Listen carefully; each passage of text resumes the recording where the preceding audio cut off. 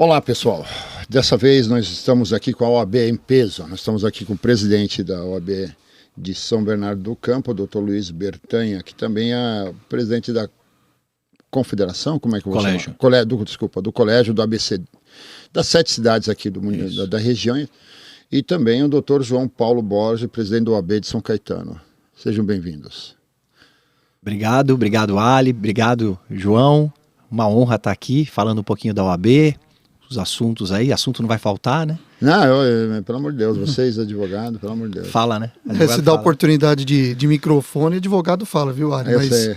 Obrigado pelo convite, né, de estarmos aqui, falar um pouquinho sobre, né, o nosso cotidiano jurídico, e também falar um pouquinho sobre nosso mundo da OAB, aqui com o presidente Bertanha, que é presidente de São Bernardo, presidente do nosso colégio, né, que apresenta a 19ª região, nós representando aí todos os presidentes, né, o presidente Leonardo de Santo André, o presidente Renato da Diadema, o Joserito de Mauá e o Ricardo de Ribeirão, com certeza vão estar aqui também numa nova oportunidade, né? Legal, não, é muito importante aqui. A ideia do podcast é passar informações de qualidade para as pessoas. Então, acho que então, as pessoas que detêm o conhecimento precisam estar prontas para estar divulgando, não pode. Isso é um pecado a gente morrer com esse conhecimento ou usar para si só. Então, a ideia do podcast é isso, nós estamos nos esforçando de trazer pessoas de opiniões diferentes, inclusive, antagônicas. Mas que tem algum material, que tem argumento para chegar a alguma conclusão, para a gente aprender, até para dizer que eu estou errado, isso não tem problema. Eu recebi uma crítica de um hater que eu gostei bastante. Eu falei, nossa, o cara é um hater danado aí, mas danadinho é esperto, ele tinha razão. E também recebi uma crítica de uma pessoa super educada. E ela termina dizendo, isso é só uma crítica construtiva. Eu estou aqui hoje tentando melhorar por causa dela. E tem coisa mais democrática do que o podcast? Porque você tem a opção de trazer todas as pessoas de tribos diferentes, falando de política, de polarizações e tudo mais, e o público tem essa chance de observar, né? De tirar, de repente, tem um preconceito da pessoa. Aí. Quem faz o podcast comigo, meu parceiro, meu sócio aqui, ele é advogado, doutor Marcelo Lazuri. Eu tenho um tremendo respeito por ele, não sei se você conheceu, não sei se você conhece ele pessoalmente, deve ser, né, porque é da mesma região. Ele é super educado e tudo, então as pessoas perguntam o nome dele, ele fala, meu nome é Marcelo Lazuri e tal. E ele é todo educado, ele acha que falar, sou doutor, ou eu acho que é isso, né, sou advogado, ele acha que possa ser uma coisa interpretado de uma forma não tão educado quanto ele é, sabe? Ele acha que pode ser... Acho isso, né? Então eu brinco com ele, falo, pô, mas você tem vergonha de falar que é advogado, né? Tá? Pega mal. Ele fala, não, tenho orgulho, não é isso. Tá? Orgulho, claro. Que a questão é de cada coisa que a gente vê por aí, que pelo amor de Deus. As pessoas usam os conhecimentos, muitas vezes, para não agir de uma maneira correta, né, doutor? Então precisa sempre analisar com muita frieza as coisas. Quer dizer que o Senado colocou o STF no lugar dele? O Senado parece que sim, mas parece que a Câmara não, né? Eu já fiquei sabendo que a Câmara vai dar uma segurada, né? A Câmara dos Vereadores, dos Deputados. Porque agora a PEC vai para a Câmara, né? A votação em 2 turnos, né? 3/5, que é justamente, né? A votação exige, né? Para mudança, né? Para aprovação da emenda constitucional. Eu acho que é um projeto, né, de emenda que está sendo votado, né, sendo discutido pelos pares que representam, né, os estados, que são os senadores, né, na Casa Legislativa que é permanente, que é o Senado, e de certo modo tá dentro da legalidade. Depois pode ser discutido se essa emenda constitucional realmente ela respeitou, né, se é constitucional, se não é. Hoje se discute, né, a questão acho que do STF está exacerbando um pouquinho da sua competência. Eu acho que nós temos que analisar, não sei qual que é a opinião do presidente Bertanha, mas eu acho que a gente tem que analisar por 2 óticas. Primeiro, o que chega no STF, o STF ele é instado a julgar. Então, muitos falam, o que o STF está se intrometendo nessa discussão? Está se intrometendo porque chega aquela discussão no Supremo Tribunal Federal, né? O que se pode discutir, então acho que assim, na questão de que o Supremo está se intrometendo, eu não concordo. Eu acho que, uma vez que ele é instado a se manifestar, seja por ações ou por remédios constitucionais, né, eu acho que é função da STF se manifestar, lógico, dentro da sua função, que é analisar se respeitou a Carta Magna ou não, né? Se aquela lei, se aquela situação está dentro, né, da regra constitucional. E aí a grande questão, que eu acho que é a grande dificuldade até para nós advogados hoje no dia a dia, é a segurança jurídica, porque o que tem acontecido, e aí eu acho que individualmente, na hora dos julgamentos, às vezes a discussão está saindo um pouco do bojo, né, da constitucionalidade ou não, e buscando muitas decisões de caráter mais político, um pouco voltado mais a posicionamentos individuais, que nunca são bons, porque de certo modo, aquilo que você acha já que foi consolidado pelaquela turma, por aquele tribunal, e está consolidado, e dá uma garantia de você falar até para o seu cliente, ó, isso é constitucional, que aqui não dá, essa é a visão dos tribunais superiores, seja qual for, né? Você já não tem essa garantia, porque cada hora o posicionamento é um. O que você está me dizendo me lembra a questão, acho que foi o Barroso que fala sobre isso, na questão de alguns tributos, que o assunto foram resolvido e tratado, trânsito julgado pelo próprio Supremo, e havia a possibilidade de ser discutido novamente. É disso que nós estamos falando? Não, eu digo até... Eu acho absurdo, tá? Eu não sou advogado, mas se eu conto com o Supremo, a decisão dele, eu gostando ou não, sim, eu tenho que ter algum órgão para julgar. E para o meu entendimento, como mero mortal, não sou advogado, sou empresário, eu tenho que entender que lá eu ganho ou perco, e ponto final. Lá é o ponto final. E não tem para onde espernear depois disso. Não tem para onde espernear. Como é que pode, depois de tempos, de questões de trânsito, retornarem, né, a discussão. Isso aí que eu realmente, eu acho o seguinte, eu sou muito contra, eu não aguento o lacrador. Não aguento, realmente. Se tem uma coisa que eu não gostei... E estamos em tempos de lacradores, hein? Nossa, olha... Nunca teve tão na moda isso. Doutor, esse podcast nasceu de tanta raiva que eu tenho dos lacradores. Eu precisava ouvir com pessoas inteligentes, com argumento, até para eu dizer que ele está errado, ou eu estou errado, né? Para a gente chegar Mas lacrador não dá. Mas assim... Muitas coisas que o pessoal reclama, eu sinto que eles têm razão. Tipo, o Supremo decidiu, trânsito julgado, querer trazer de volta para a pauta, eu não consigo ver lógica nesse tipo de coisa. Eu acho, e aí vou tentar fazer um pouquinho do contraponto, nem sempre o que eu vou falar é o que eu acredito, tá? Só para a gente ter os dois lados da moeda. Sim, importante. Realmente, por exemplo, Alexandre de Moraes, eu acho que tomaram decisões aí o tanto quanto perigosas. Em que sentido? Eu não tenho capacidade jurídica para saber se o que eles julgaram é constitucional ou não. Mas me preocupa quando tem um poder tão forte dentro da Constituição. Então, aí depois eu até vou pedir para vocês comentarem, porque muito se discute que será que os ministros precisam ser escolhidos pelo presidente, que ele não nos representa. Isso é um absurdo, eu acho, tá? Quando as pessoas saem na rua e falam, não, eu votei no Lula, eu votei no Bolsonaro, eu não votei no Alexandre de Moraes, não votei no Barroso. Eu acho isso uma falta de conhecimento, porque sim, eu votei no Alexandre de Moraes e no Barroso, porque eu dei o meu voto para o presidente da República, colocou ele lá, né? Para ele nomear, não foi ele, não apareceu lá do nada. Até a responsabilidade, né? Lógico. A gente tem que achar o culpado disso, né? E também se é que existe um. Se a gente fazer uma coisa separada, dentro do judiciário, eles fizerem uma eleição interna e decidir e tal, se desse jeito que está hoje, com uma ligação política, de tanto que a gente acusa eles, que eles fazem, que tem ligações partidárias, etc. Tá. Já está difícil, vamos dizer, o poder é muito grande, né? Como será, então, um órgão tamanho poder e totalmente independente? Eu acho que a coisa é muito pior, né? Então, aí eu pergunto aí também, eu queria incluir, além de vocês comentarem sobre a questão dessa PEC, também queria que vocês falassem um pouquinho do Supremo, do que aconteceu aí. Olha, eu concordo com o presidente João Paulo quando ele menciona essa questão do Supremo. O Supremo foi instado, o Supremo vai se manifestar.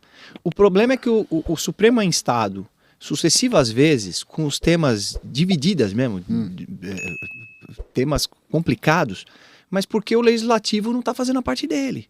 Ruim nosso legislativo. Você entendeu? Então essa que é a questão. Aí, o próprio legislativo, através dos seus partidos, ele acaba instando o Supremo, uma oposição e tal. E o Supremo é óbvio que não vai se omitir. Então, eu acho que sim, eu acho que o Supremo está passando os seus limites na questão de estar decidindo tudo da sociedade. Mas num dado momento, é porque também o legislativo, ou até mesmo porque o executivo, não está fazendo a função deles. Então, eu acho que é essa questão. E o Supremo está pegando essa responsabilidade. Só que o problema é isso. Agora, a minha visão. O Supremo gostou do poder.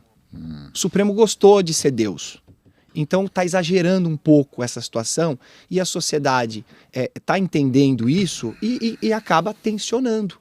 Então, essa PEC desmotivou muito. Essa PEC gerou um baita de um ruído entre o Supremo e o Senado. O presidente do Senado foi lá, bancou isso. Mas o negócio foi feio. O Pacheco, que é advogado. E o Supremo já está trabalhando isso daí, claro, estou ouvindo através da imprensa e tudo mais, já está trabalhando para que o presidente da Câmara dê uma segurada nisso. E vai segurar. Tá na cara que vai segurar, porque vai abaixar os ânimos. Isso é bom, isso é ruim, não sei. Mas eu quero ver a PEC indo adiante. Eu, como cidadão. Agora a Câmara tem que fazer a parte dela. O Senado já fez. Aprovado ou não aprovado, ele fez a parte dela. Votou. Aí a questão de... passou ou não passou? Aí são outros 500. O processo legislativo foi respeitado. Exato. É essa que é a questão. Então eu acho que é isso que está tendo um ruído. E claro, a população não consegue ter o discernimento de tudo isso. Se para a advocacia já não é fácil. A advocacia, nós entramos ontem numa dividida grande. Está nas redes sociais, está o presidente Beto Simonetti, está a presidente da OAB São Paulo, Patrícia Vanzolini, com vídeos aqui nas redes sociais, que eu estava vendo todos agora cedo, sobre essa questão do Alexandre de Moraes, de não dar a palavra para o advogado. Mas de novo esse assunto... Eu vou perguntar sobre isso. De novo esse assunto? Isso já está decidido, é nosso regimento interno. Mas peraí. Mas existe uma lei federal, né? Mas, vem cá, o regimento interno, o nome já diz, regimento interno. Tá aqui. Lei federal, que é o Estatuto da Advocacia, a Lei 8.906, de 94. Tá aqui, é uma lei federal. O que vale mais? A lei federal. Então, aí não somente satisfeito em não dar a palavra para o advogado, ele dá aquele tom de deboche. Onde fala, já sei que a OAB de novo vai chegar com 5 mil likes e tal. Para que isso num momento tão difícil que nós vivemos? Num momento tão tensionado? Poxa, então, indefere. A OAB faz a parte dela. Entra com os tudo bem, mas não debocha. Sabe por quê? Porque a OAB é uma sociedade civil de maior respeito, de maior tamanho, de maior envergadura do país. Então, e que muito provavelmente, esse e outros ministros, lá no final da carreira dele do Supremo, ele vai pegar a carteira dele da OAB e ele vai estar desse lado tentando fazer a sustentação oral. Então, é uma hipocrisia que eu não consigo entender. Mas deixa eu entender. Eu só assisti aquele pedaço, tá? Inclusive, mandei para o seu celular e pedi para você que eu ia perguntar sobre esse assunto. O ministro Alexandre de Moraes fala que já está no regimento e acabou e tal. Como é que passou um regimento se é lei federal? Como é que isso acontece? Não. O regimento é do tribunal, né? O tribunal tem um próprio regimento, regras internas que são colocadas para funcionamento do tribunal. Isso tem em todo o tribunal. Sim. Aqui em São Paulo, TJ São Paulo tem o seu regimento, que também faz isso. Também faz isso. Tem, muitas vezes tem, mas aí cabe quando é feito o regimento e é passado para as entidades, né, seja para o Ministério Público, para a advocacia, né, através da Ordem dos Advogados, contestar aquela questão, aquela situação que se é colocada. Até porque se o regimento vai contra uma lei federal, o regimento naquele ponto ela não pode ser validada, né? Então, fica, vamos dizer, como se fosse um ticado. Quando você vai ler um contrato, que essa cláusula aqui, não vou ticar aqui porque eu não concordo. Então, você já deixa aqui claro que você vai discutir essa cláusula. Então, assim, antes de mais nada, devemos aqui, até em nome da nossa região, repudiar completamente a forma como o ministro Alexandre de Moraes coloca. Eu acho que ele quer se basear no regimento, ele pode se basear no regimento, ter a sua decisão, convicção mas primeiro, dele, né? Respeitando primeiro o advogado que está lá, porque ele já foi advogado um dia, foi procurador, também nomeado pelo governador, né? Foi advogado, foi professor. Então, antes de ser ministro, ele foi advogado. Hoje ele só é ministro porque ele foi advogado um dia. Porque ele foi advogado, porque ele foi um professor de renome, um grande livro que ele tinha direito constitucional, que muitos de nós estudamos. Ele é um grande jurista. Isso ninguém nega, indiscutível. Né? Gente, ninguém vai discutir a competência de nem. Eu acho que não tem que discutir a competência de nenhum ministro. Eu vejo opositores que não discute a capacidade jurídica dele. Né? E não só dele, como de outros ministros que estão lá. E eu acho que é muito leviano, muito complicado nós chegarmos a um ponto de ficar discutindo a competência jurídica e o conhecimento jurídico do ministro que está lá. É a mesma coisa que chegar alguém e falava, pô, mas você não tem conhecimento jurídico nenhum. Eu falo, pô, fiz 5 anos de faculdade, né? Me dediquei para entrar na faculdade, fiz a faculdade, me especializei, tudo, né? Cada um vai para uma área, tem que... pessoa que gosta muito de advogado, tem o cara que foi para o concurso público, né? Tem pessoas que foram para a academia, mas o que a gente não pode concordar, e isso eu acho que nesse momento agora, não cabe só a OAB emitir nota, nós assim, aqui nas subseções não temos, né, a competência, né, e nem a personalidade jurídica para fazer qualquer coisa, isso cabe às seccionais e o Conselho Federal atuar de uma forma mais incisiva, pedindo respeito com a entidade e pedindo respeito com o advogado e advogada, porque como bem falou o presidente Bertanha, ele já foi sustentar numa corte superior e também irá sustentar numa corte superior, não só ele, como também parentes dele que são advogados, tudo que tem que ser respeitado. A advocacia tem que respeitar, até porque estamos em situação de paridade com os outros órgãos, né, da justiça. Então, nesse ponto, eu acho que é uma coisa diferente do que a gente estava discutindo da PEC. Né? É o comportamento do ministro e o ministro Alexandre de Moraes, que, como nós falamos aqui, tem um grande conhecimento, pode até ter a sua decisão daquela forma, mas ele não pode de jeito nenhum atuar de forma a debochar, primeiro da entidade. A OAB, ela representa, né, só em São Paulo mais de 300 mil advogados. Nós aqui representamos no ABC 20 mil advogados, né? E isso... É um exército e ele já atuou nessa área. Então, há um desrespeito até as prerrogativas profissionais, e isso deve ser repudiado de forma grande pela OAB e por nós. Eu vejo que é o seguinte... entra governo, sai governo, e alguns nomes não mudam.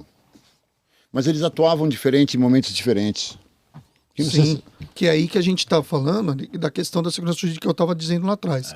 Que dependendo da situação que se coloca, temas que já foram decididos voltam através de mecanismos jurídicos que são existentes, que estão lá para ser colocados, e se traz novamente aquela discussão e vai para o plenário do STF. A discussão da PEC, ela não é não é nem de todo, vamos dizer, porque a gente quer falar aqui, o que você acha, o que você concorda, não concorda. Primeiro a gente precisa estudar o que é o projeto de emenda constitucional.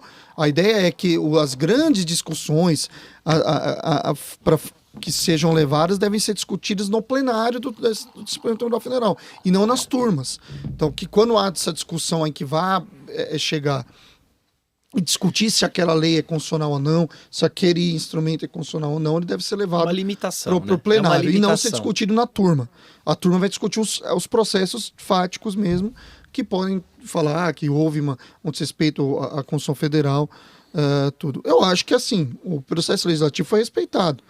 E o Senado, aí eu concordo com o presidente Bertanha, porque, tudo bem, o Senado nesse momento quer colocar, principalmente porque houve a discussão de 2 situações que nós tivemos, que foi da questão do teto salarial da enfermagem, né, do piso não teto, piso salarial da enfermagem, que foi para uma discussão no Supremo, né, e também a questão da descriminalização do uso da maconha, né, que foi levado para lá, e existe uma lei, né, que está dentro dos regimentos, e que muito se discute, que foi o próprio presidente do Senado, Rodrigo Pacheco, falou que o Supremo está exacerbando discussões de querer interpretar uma lei que foi colocada daquela forma pelo Congresso Nacional, que é quem representa o povo. Né? O Supremo, lógico que os poderes são harmônicos e independentes entre si. Cada um tem sua função, mas vive de forma harmônica também. Mas não é competência do Supremo Tribunal Federal discutir se há legalidade, se deve descriminalizar ou não, pode discutir a constitucionalidade dela, daquela lei, naquele sentido. E aí que se surgiu toda essa discussão maior. Só que aí cai no que o próprio presidente Bertanha falou. Nesse momento, muitas vezes, o legislativo e o próprio executivo não quer colocar essa discussão em voga, porque são discussões de extrema polêmica na população. Você pode ter sua opinião, eu tenho a minha, o presidente Bertanha tem a dele, né? E ninguém chega num consenso. Ninguém chega num consenso. Que é o que está acontecendo. Que é o que tá acontecendo. E só que qual a vantagem do legislativo e do executivo de levar essa discussão? Porque isso vai gerar o quê? Aí já está se pensando na parte política, na parte de voto, desgaste político, desgaste da imagem. Por que eu vou trazer essa discussão? Por que eu vou votar nisso? Vou falar sobre aborto num momento espinhoso como esse? Deixa quieto, engaveta isso. Aí quem vai fazer isso? Quem vai ser Estado. E já aconteceu. Quando aconteceu no Supremo Tribunal Federal na época do Marco Aurélio, houve justamente a discussão sobre a possibilidade do aborto do anencéfalo, né, que não podia. Sim. E aí foi através de uma decisão no Supremo Tribunal Federal que foi instado para isso, que foi permitido, né, a questão do aborto nesses tipos de casos. Mas com base numa decisão do Supremo Tribunal Federal. Falando português, claro, não tem santo nessa história. Porque a omissão do Legislativo é que faz com que o Supremo tenha esses superpoderes. Porque nem Estado ele vai decidir. Então, eu acho que essa que é a questão. O tempo não é fácil. O momento não é dos mais fáceis. O que nós estamos vivendo. Eu gosto de falar que a culpa é nossa. Óbvio. A culpa é nossa. Claro que sim. Porque assim, a gente volta no artista, no palhaço. No lacrador, que você acabou de falar. Isso está na moda. O professor não está na moda. Não. O professor não está. Eu sou filho de professores. O professor nunca teve na moda. O professor nunca foi valorizado. Eu sou filho de árabes, né? Muçulmano. E realmente essa questão da Palestina tem me ferido bastante, né? Tem machucado bastante. Até porque é outra que não dá para conversar também, né? Aí você fala assim. Aí o presidente Lula pediu paz. Pediu para os dois lados sentarem e conversarem. Pegou mal para o presidente pedir paz, doutor. É feio hoje em dia. Os políticos... Eu quero que revide, né? Eu quero guerra. Eu quero guerra. Não, como é que é? Eu estou extremamente... Eu vejo lá, tudo que eles querem é fazer... Sabe por que eu gostei do que gostei do que o Alexandre Moraes falou? Lógico que, como você está me explicando agora sobre esse negócio aí, que da OAB e tal, falou com deboche. Mas essa turma do nosso legislativo, tudo que eles querem é filmar e falar uma besteira lá e vai todo mundo, isso aí, mito, lacrador e tal. Isso é um monte de besteira e tem gente morrendo lá, gente inocente morrendo. Se me permite, Sim. Eu sigo, vai desvirtuar um pouquinho o assunto, eu sigo um jornalista, na verdade ele é um fotógrafo. Sim. Ele está cobrindo a faixa de Gaza, mas eu já seguia ele de outro confronto que eu não sei se foi no Iraque, sim, não lembro.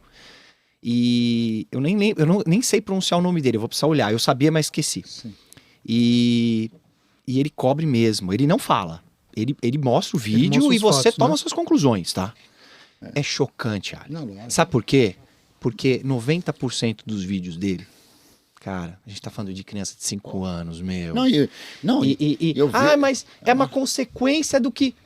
Cara, eu não quero saber de consequência, eu quero saber que tem criança de 5 anos, doutor, que está estribuchando no chão. Eles não estão matando e torturando criança e mulheres à toa, você sabe disso ou não? Sabe qual que é a estratégia histórica disso? Porque eles querem eliminar um povo. Então, matando criança, você mata o futuro dessa comunidade. Você tem uma queda de quantidade de pessoas que vão produzir, matando as mães, você tem uma queda de natalidade. Eu vou falar, nada justifica o absurdo que foi feito invadindo Israel. Doutor, mas, gente, muita vida ceifada. Não é o caso aqui, né? Mas aqui vamos falar. Desculpa que eu tenho uma dividida aqui. Não, tá aqui, vamos falar à vontade e acho que a gente usa a questão como uma coisa intelectual, um debate intelectual. Eu tenho um grande amigo que é totalmente contra o que eu estou falando, mas a gente debate. Na minha família eu tenho gente totalmente contra tudo. Entendeu sobre essa questão. Mas você fala assim, por exemplo,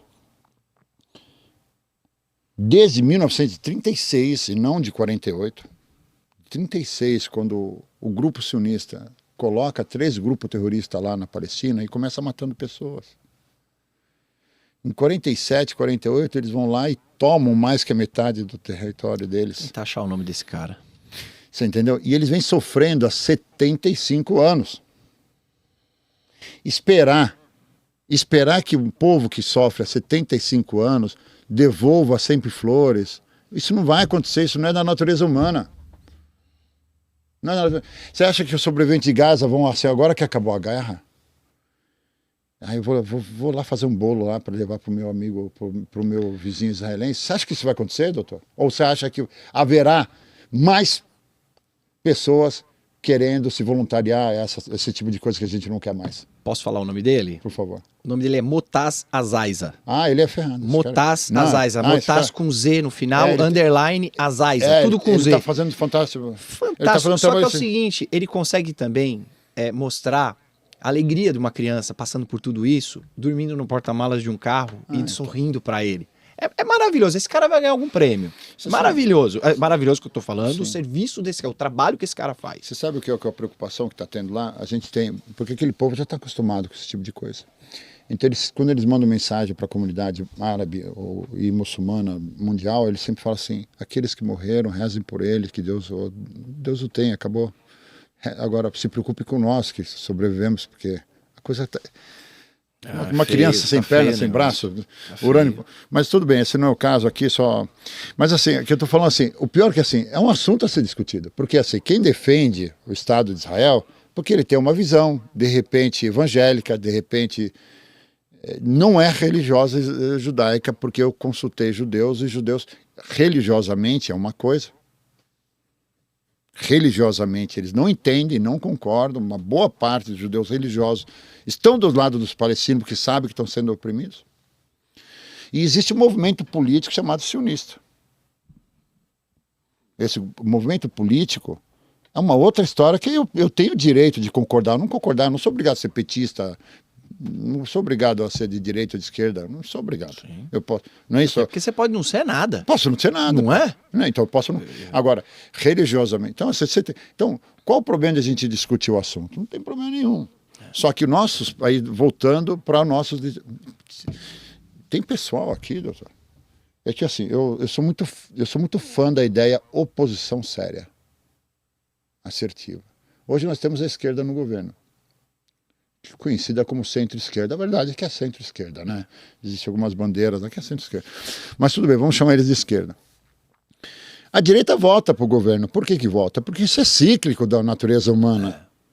É cíclico. Então, dizer que ninguém da direita não vai votar nunca, isso para mim, isso aqui não é um império, né? Isso aqui é uma democracia, uma tentativa de democracia. Prova disso é o que aconteceu na Argentina. Então, você vê só. Então, mas só que para a esquerda trabalhar melhor, ou seja, qual situação, nós precisamos ter uma posição séria. Então, nós temos a esquerda, cadê a direita para se organizar? Na época do Bolsonaro, não aproveitaram o espaço de tempo que eles tiveram para se organizar.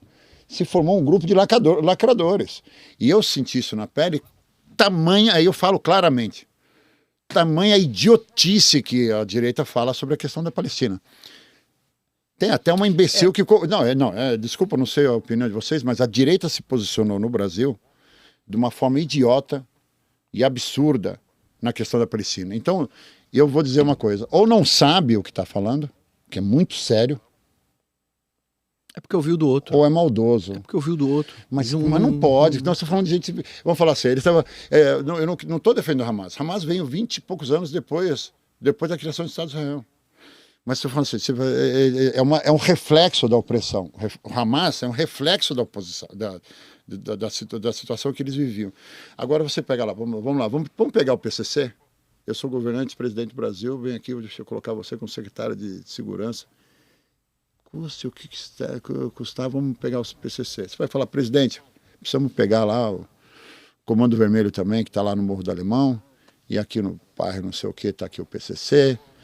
Só que não tem o que fazer, eles estão lá, representam 1% da população que vive lá, mas tem uma forma de resolver, o qual é meter bomba e vamos matar todo mundo da comunidade. Vamos exterminar todos que estão lá. Porque, afinal de contas, eles apoiam ele de alguma forma.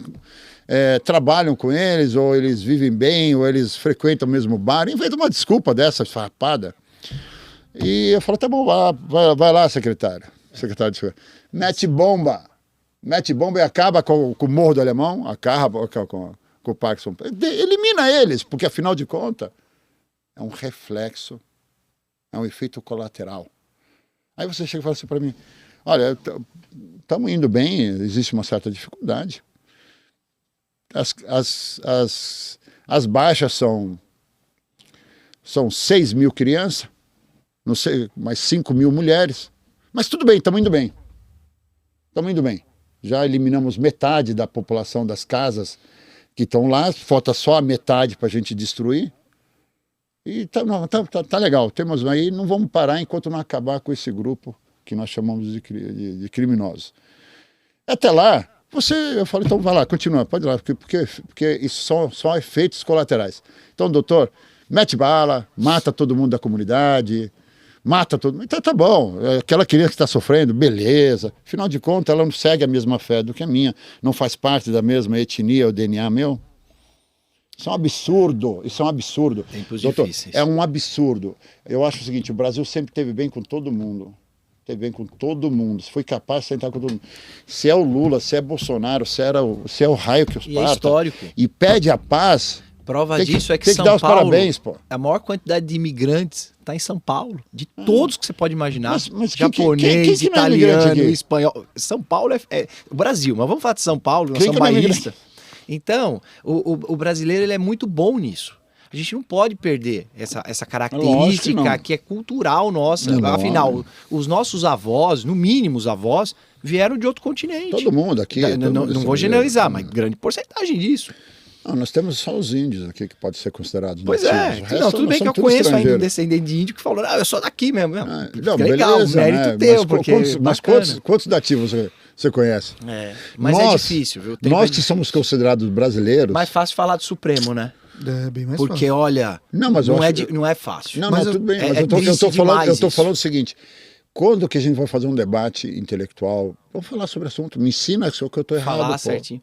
Agora, ensina que eu tô errado. Que o Ari está falando sobre a questão de você ter uma oposição crítica e construtiva, né? Isso. Né? Não uma oposição que seja só uma oposição por ser opositor. A gente passa por isso também no nosso sistema OAB. Muito.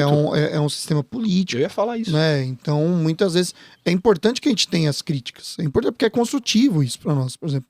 Né? Não adianta a gente, porque muitas vezes você está no automático e você está fazendo as coisas pensando que você está fazendo melhor. E eu acho que todo mundo que entra para uma situação dessa de se expor, dedicar tempo, ainda mais voluntário como é na UAB, se dedicando para um cargo que é disposição, que gera trabalho.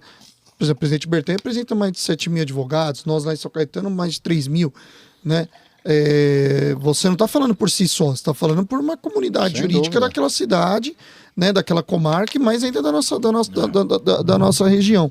E muitas vezes você sempre está pensando em fazer o melhor, mas muitas vezes aquele caminho que você está tomando, é importante você ter o contraponto, para você analisar e você falar, mas aquela ideia que a pessoa teve lá, não está de toda errado. O ser humano precisa, eu acho que não sei o quê. Então você precisa do contraponto, mas lógico que ele seja respeitoso. E aí que é o que a gente volta para a questão que a gente está falando do posicionamento inapropriado e deselegante do ministro Alexandre de Moraes. Numa das suas posições, falando lá sobre a questão da OAB. Num outro momento, que eu acho que o Ali falou, que é a questão da manifestação ontem dos ministros já se colocando, né? Porque quando começou a sessão, o Barroso já falou como presidente do tribunal, todos os ministros se manifestaram sobre a questão da PEC, defendendo que não há por que ter uma alteração no sistema, né, de independência e harmonia que existe hoje, né, colocado pela Constituição. E lá eu acho que os ministros supremos estão corretos de defender o posicionamento da instituição Supremo Tribunal Federal. E aí que é o erro do ministro Alexandre de Moraes nos outros momentos, porque nesse momento, vamos pensar, agora, nesse instante ele não gostaria de ter o apoio da OAB como entidade, a OAB Federal com mais de 1 milhão de advogados no Brasil, para dizer que tem que ser mantido o Supremo Tribunal Federal na forma como é. E aí, com posicionamentos desses, como que você pode ter um apoio de uma entidade como a nossa? Não vai ter o apoio. Pode até ser que a OAB, até porque eu acho que é importante que a OAB também se aprofunde, né? Isso cabe ao Conselho Federal, se aprofunde na temática para entender o que é que está acontecendo e dê um posicionamento através da sua comissão de constitucional, ou seja, qual é a comissão. E aí que eu digo que quando teve os atos lá do dia 8, independente de entrar aqui na polêmica de quem fez, quem não fez, a Ordem dos Advogados pediu respeito à democracia, apoiou as instituições. Somos uma instituição que, como o presidente Bertanha falou, a própria Associação dos Magistrados do Brasil fez uma pesquisa dizendo qual é a entidade mais respeitada do Brasil, e a entidade que ganhou foi a OAB. Foi a OAB. Porque você mesmo, olha, pode dizer aqui para nós, quando fala da OAB, você para ouvir. Você para escutar. Quando você fala, o membro da OAB manifestou, você fala, pô, o cara da OAB falou, deixa Depois eu ver. Depois de uma eleição, você quer ouvir a OAB. Você pode não concordar com nada com o que a pessoa falou, mas você vai parar para ouvir. Não, e esse é o ponto. Agora, no temática que a gente está falando, eu acho que o Senado Federal, ao perceber que essa função dele estava sendo feita pelo próprio Supremo Tribunal Federal, chegou num ponto que ele falou, puta, hoje a gente começa a se puxa essa responsabilidade de novo para nós, ou o Supremo vai ser sempre protagonista de discussões polêmicas do Estado, e não é bom que seja o STF. O STF ele tem que ser o guardião da Constituição, o guardião de discutir se aquela norma que foi colocada, se aquela situação ela realmente respeitou os ditames legais primeiro do processo legislativo que foi colocado e depois do mérito da questão se está dentro do... Por exemplo, falar, vamos fazer aqui uma emenda constitucional para ter pena de morte. Então, discutir que a pena de morte é uma cláusula pétrea que não pode ser colocada a não ser em tempos de guerra. Então, não é uma emenda constitucional permitida. Né? Outros vão falar que não é cláusula pétrea, pode mudar, tal. Porque, além disso, você tem dispositivos na Constituição que, por mais que exista a emenda constitucional, não podem ser alteradas. Então, todo esse mecanismo tem que ser respeitado. Né? Então, agora eu tenho uma opinião assim, um pouco pessoal, que eu não sei se os amigos vão concordar, por favor. Mas... Tomara que eu não concorde para a gente debater. Qual que é a questão? Eu acho que uma coisa que exacerbou muito essa situação do Supremo Tribunal Federal veio da própria exposição do Judiciário. Quando se começou a ter essa questão da TV Justiça, porque o Judiciário não é que ele tem que ser fechado, mas eu sempre entendi, na época dos bancos de faculdade, tudo, que o Judiciário ele fala pelos autos. O juiz ele fala no processo. Né? Então ele fala na ostentação oral que o advogado está lá, a parte está lá, tal. Você pode até trazer algumas discussões, mas essa exposição gigantesca que foi colocada, hoje você sabe às vezes mais o nome dos ministros do STF, que são 11, então mais fácil de você decorar, do que dos deputados que você tem do Estado de São Paulo, por exemplo, os deputados federais. Há 20 anos atrás você não falava o nome Não falava o nome de ninguém, a não ser que você fosse da sua área. Nós, que estudávamos, estávamos no banco de faculdade, né, começava a ver o que é acórdão, o que é o Supremo, você lembra? Eu falava do Sepúlveda Eros Grau, grandes nomes aí, né? Eu estava olhando lá, doutor, essa PEC, ela não é apenas para o Supremo, se estende a todos os tribunais, é isso? Tem algumas alterações. O fundamental é no tribunal, o Supremo, mas tem também. Mas olha, vamos lá. Esse poder que está tendo, o que os ministros do Supremo estão tendo, de decisões monocraticamente falando, que chega para ele e resolve, o próprio presidente falou isso, o João Paulo. É isso que eles querem acabar. E isso, de fato, é uma reclamação de muitos. Mas a decisão monocrática, ela não tem que passar pelo... Não. Ela é monocrática. Vai passar depois, mas naquele momento... Naquele momento você já deu uma liminar. Naquele momento você já mostrou sua convicção. Naquele momento, de repente, até perdeu o objeto. Você já deu a liminar. Ou você já indeferiu. Então, é essa questão que está sendo discutida aqui. Porque nós estamos falando de um colegiado. É um órgão colegiado. Não estamos falando de um juiz de primeira instância, que é o primeiro grau de jurisdição, que você chega no juiz, ele sentencia e você recorre. Nós estamos falando da última instância que ele está decidindo. Então, isso daí é que está trazendo algumas saias justas que a gente está vendo no dia a dia e que a população está cada vez mais... o caldo está tornando e de repente... O Supremo trouxe, o Senado trouxe isso para votação. Então, e é isso que está revoltando os ministros. porque esses superpoderes que eles estão sendo tratados como superpoderes, pode ser não. Sim, se passar agora na Câmara, vai reduzir. Vai reduzir. Vai limitar, né? Vai limitar, mas não vai tirar poder. Não. Mas isso também, eu acho que, olha... acho que é um exagero, eu acho que coloca cada um no seu devido lugar. De certa forma, não deixa de ser um recado. Eu não acho ruim. Que se a gente está falando que os poderes pede igualdade, o Legislativo também mandou um recado. Isso é importante no tempo que a gente vive hoje. É uma disputa de poder entre os poderes. Mas com certeza. E o Executivo está lá tranquilão, vendo o que vai acontecer. Tá porque vendo comendo amendoim, né? Mas vamos lá, aprovado lá na se aprovar na Câmara, vai para a sanção do presidente. Presidente, a sanção, mas o Supremo pode derrubar, falar que é e aí vai para o Supremo falar que é inconstitucional. Porque eu acho que é isso que vai rolar. Você está entendendo o momento que a gente só que aí vai ter que ir para o plenário do Supremo. Mas se fala a oposição do Barroso, presidente. Gilmar Mendes, não precisa nem falar, né? Ele é presidente de tudo, né? Gilmar Mendes é o cara que teve em tudo e está lá historicamente, na época da queda do governo da PT, né? Do retorno do PT. Foi indicado pelo Fernando Henrique, foi o último indicado. Ele é um cara que... Foi advogado-geral da União, né? Ele é um cara que tem experiência. Tem grande conhecimento. Gostem dele, não gostem dele, o cara é muito esperto. E eles já deram o julgamento deles na questão, né? Já falou, obviamente, né? Então é que já temos 2 votos que não podem, então... já estão julgados, vamos dizer.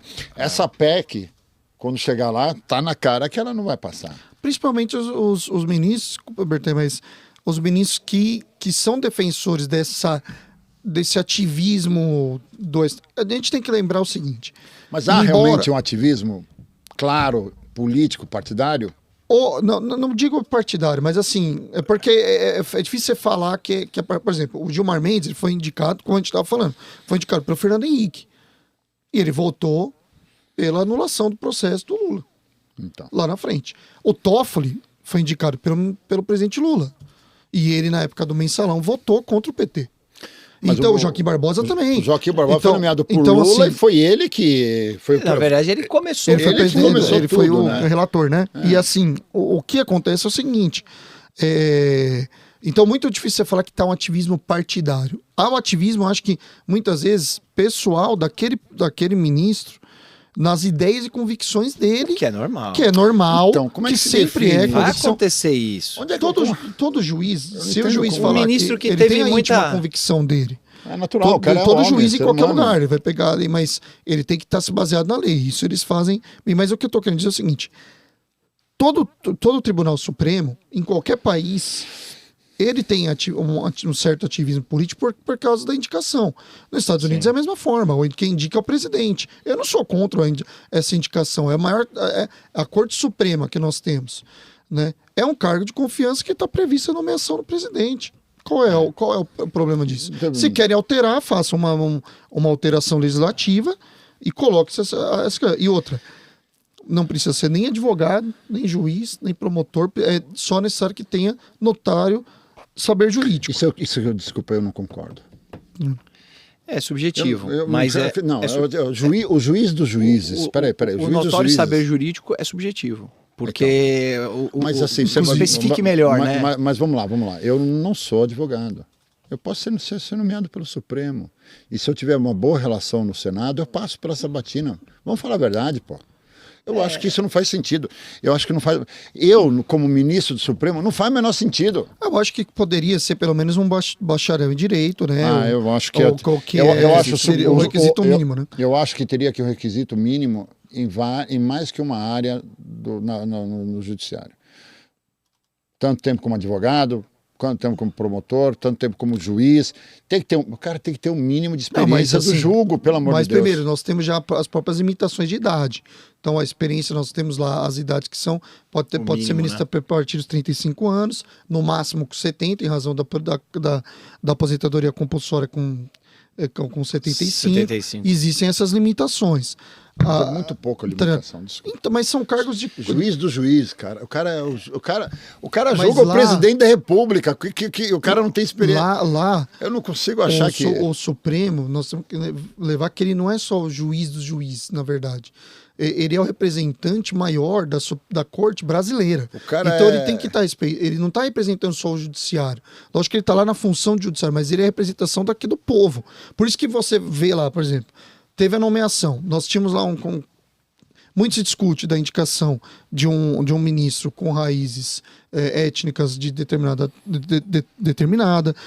com raízes religiosas determinadas, com raízes de figuras determinado gênero, mas que é importante você ter essa mescla, e mescla também nas áreas. Não adianta ter só juiz togado, vamos dizer, juiz que a gente fala de carreira, não adianta só ter promotor, não adianta ter só advogado. É importante porque são visões distintas, que quando você entra em discussão, como você falou, Ali, que é essa discussão que nós temos que ter de forma respeitosa, para chegar não necessariamente num consenso, mas depois de debater diversos posicionamentos, se entender pelo voto da maioria. E o voto da maioria tem que ser respeitado.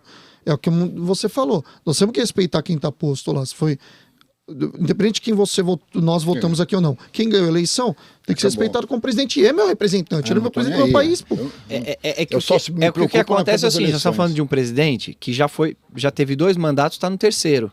Então é normal que quantos ministros não saíram de 2 mandatos e de um 3º mandato, quantos ministros do Supremo não serão indicados? Mas nós votamos nele mais que uma vez. Ele foi 3 vezes porque o povo votou nele. Mas você concorda, então, que tá tudo certo? Tá tudo certo. Tá tudo certo, porque essa que é a questão. Você tá colocando de novo ele lá? Então quer dizer, depois chegou o Bolsonaro, ele deu uma miscigenada no perfil dos ministros. Se não me engano, foram 2. Foi o Caio, né? E o André Mendonça. E o André. Então, já deu uma mexida. Se ele continuasse... Cássio, né? Cássio Nunes. O Cássio Nunes. Se ele continuasse, daria mais uma mexida nisso. Porque, obviamente, ele vai trazer a pessoa do perfil do que ele imagina da política, da filosofia dele, de direita e tudo mais. Tanto é que o presidente, que não indicou advogado pessoal e vamos dele. lá, a gente tá falando do Supremo, mas STJ... Você acha que tá certo? Que nós estamos falando só do Supremo, mas para quem trabalha com o Judiciário, mas são discussões importantíssimas. Você tem indicações no STJ, nos tribunais regionais federais. Sim. Mas você acha que, por exemplo, assim, eu colocar um ministro extremamente cristão, você acha que isso é currículo para Supremo, para o cara ser extremamente cristão? Lógico que não é, o currículo não é o fato de ser cristão. Pelo que eu vi, o Cássio Nunes e o André, ele não precisa ser chamado porque o currículo dele, a experiência jurídica, é superior a qualquer coisa. Eu acho que o cara, ele é capaz, eles são capazes de ocupar o cargo que ocupam hoje. E, obviamente, imparcialmente. Se é de bancada rural, evangélica. Eu, como muçulmano, talvez eu não teria medo de cair na mão dele. Porque eu sei que o cara tem capacidade jurídica para isso. Mas quando se coloca o nome, o cara é extrema, eu odeio a palavra extremista. Mas vamos lá, mas nós não temos no Brasil nem extrema direita nem extrema esquerda, viu? Não temos nada. Na verdade, exatamente, não temos nada aqui. Não, eu acho o seguinte, aqui todo mundo é centro, até que prova o contrário. Eu vou dizer uma coisa, eu tenho amizade tenho uma boa relação com alguns players políticos. E como eu tenho esse perfil que eu não me sinto contemplado pelas diversas linhas ideológicas que existem aqui, mas eu gosto muito de algumas coisas que passam pela esquerda. Eu gosto de coisas na visão econômica, muitas vezes da direita, entendeu? Então, a liberdade, né? A liberdade econômica. Então eu não me sinto contemplado. Eu flerto com tudo isso também. Eu flerto com tudo isso. Então, assim, tem muita gente que eu gosto.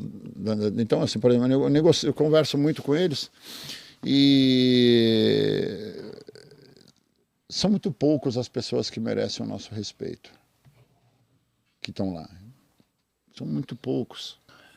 Nosso legislativo é extremamente fraco. A grande maioria das pessoas que nós colocamos lá, por exemplo, ouvi falar que o Tiririca, eu não conhecia ele, mas o Tiririca me falam que ele é uma pessoa boa, uma pessoa do bem. Teve lá quanto? 1 milhão de votos? Primeira vez teve acho que mais de 1 milhão de votos. 1 milhão de votos. Só que ele não só que não votamos nele, né? Votamos no Valdemar Costa Neto. Ali, mas vamos Foi lá. ele que trouxe o Valdemar Costa Neto. População... Você entendeu? Eu quero dizer o seguinte, a população coloca as pessoas... Mas a população tem que começar a entender que não é uma boa pessoa que eu tenho que botar lá. Não é uma boa pessoa, não é uma pessoa que... Ai, mas ele é honesto. É óbvio. Isso aí não é questão de é assim que eu vou colocar porque ele é honesto. Honesto é tua obrigação. Ser uma boa pessoa é tua obrigação. Agora, eu quero saber o seguinte, qual que é a tua qualificação? Você entende alguma coisinha do que você entende? Vamos lá. Eu tô falando, você não precisa ser advogado, não. Não é porque você fala isso pra ser advogado. Não.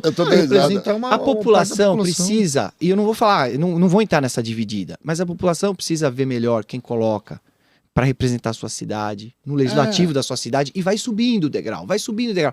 E eles acham que o fato de estar em Brasília, mas poxa, isso nem me afeta, porque eu tô aqui em São Bernardo, eu tô em São Caetano. Gente, é ali que afeta. Então você tem que... Pô, hoje em dia, você tem tudo aqui. Pega lá, vê o que esse cara fez, o que essa mulher fez pra tua comunidade, pra tua cidade, pra tua região, o que realmente ela fez. Agora, você não pode olhar que o cara é um bom candidato, porque ele tem 200 mil seguidores. Então a gente volta para a lacração. Tem algum problema nisso? Nenhum. Desde que antes os requisitos primordiais já tenham sido feito o checklist. A mulher entende, a mulher de fato já tem uma vivência disso daí, ou já tem um preparo, já tem um preparo psicológico. Né? Porque não adianta nada você sair dizendo, vou matar todo mundo. Não resolve isso. Então, eu acho que é isso que a população... Esse é o poder que a população tem. A partir daí... E como essa população tem esse poder? Educação, cultura. Então, eu acho que é isso que está sendo deixado de lado demasiadamente. E querendo ou não, se isso desse certo a partir de hoje, a gente só ia colher esses frutos daqui meio século. Isso é bom, não é ruim. Então, mas precisamos começar logo, mas com isso. Mas sai governo e sempre a parte da educação é um problema, né? Totalmente desprestigiada. Nós tivemos ministro que nem português sabe escrever, tivemos ministro que currículos falsos. O nosso Ministério da Educação... Tem o deputado que você citou, o Tiririca, até hoje a gente tem dúvida se ele sabe ler e escrever, né? Pode ser que isso seja uma pérola. A gente vota no personagem, não no currículo do cara. É isso que eu estou falando. Você sabe por que o Bolsonaro... Hoje, olhando assim, sabe por que então o presidente fala por que não colocar um extremamente cristão? Porque para ele colocar o ministro, ele precisou criar um personagem. Em vez de apresentar o currículo do cara, que é excelente, todo mundo sabe que o cara tem uma capacidade jurídica bem forte, o cara vendeu uma imagem, um personagem, porque ele quer colocar o cara lá.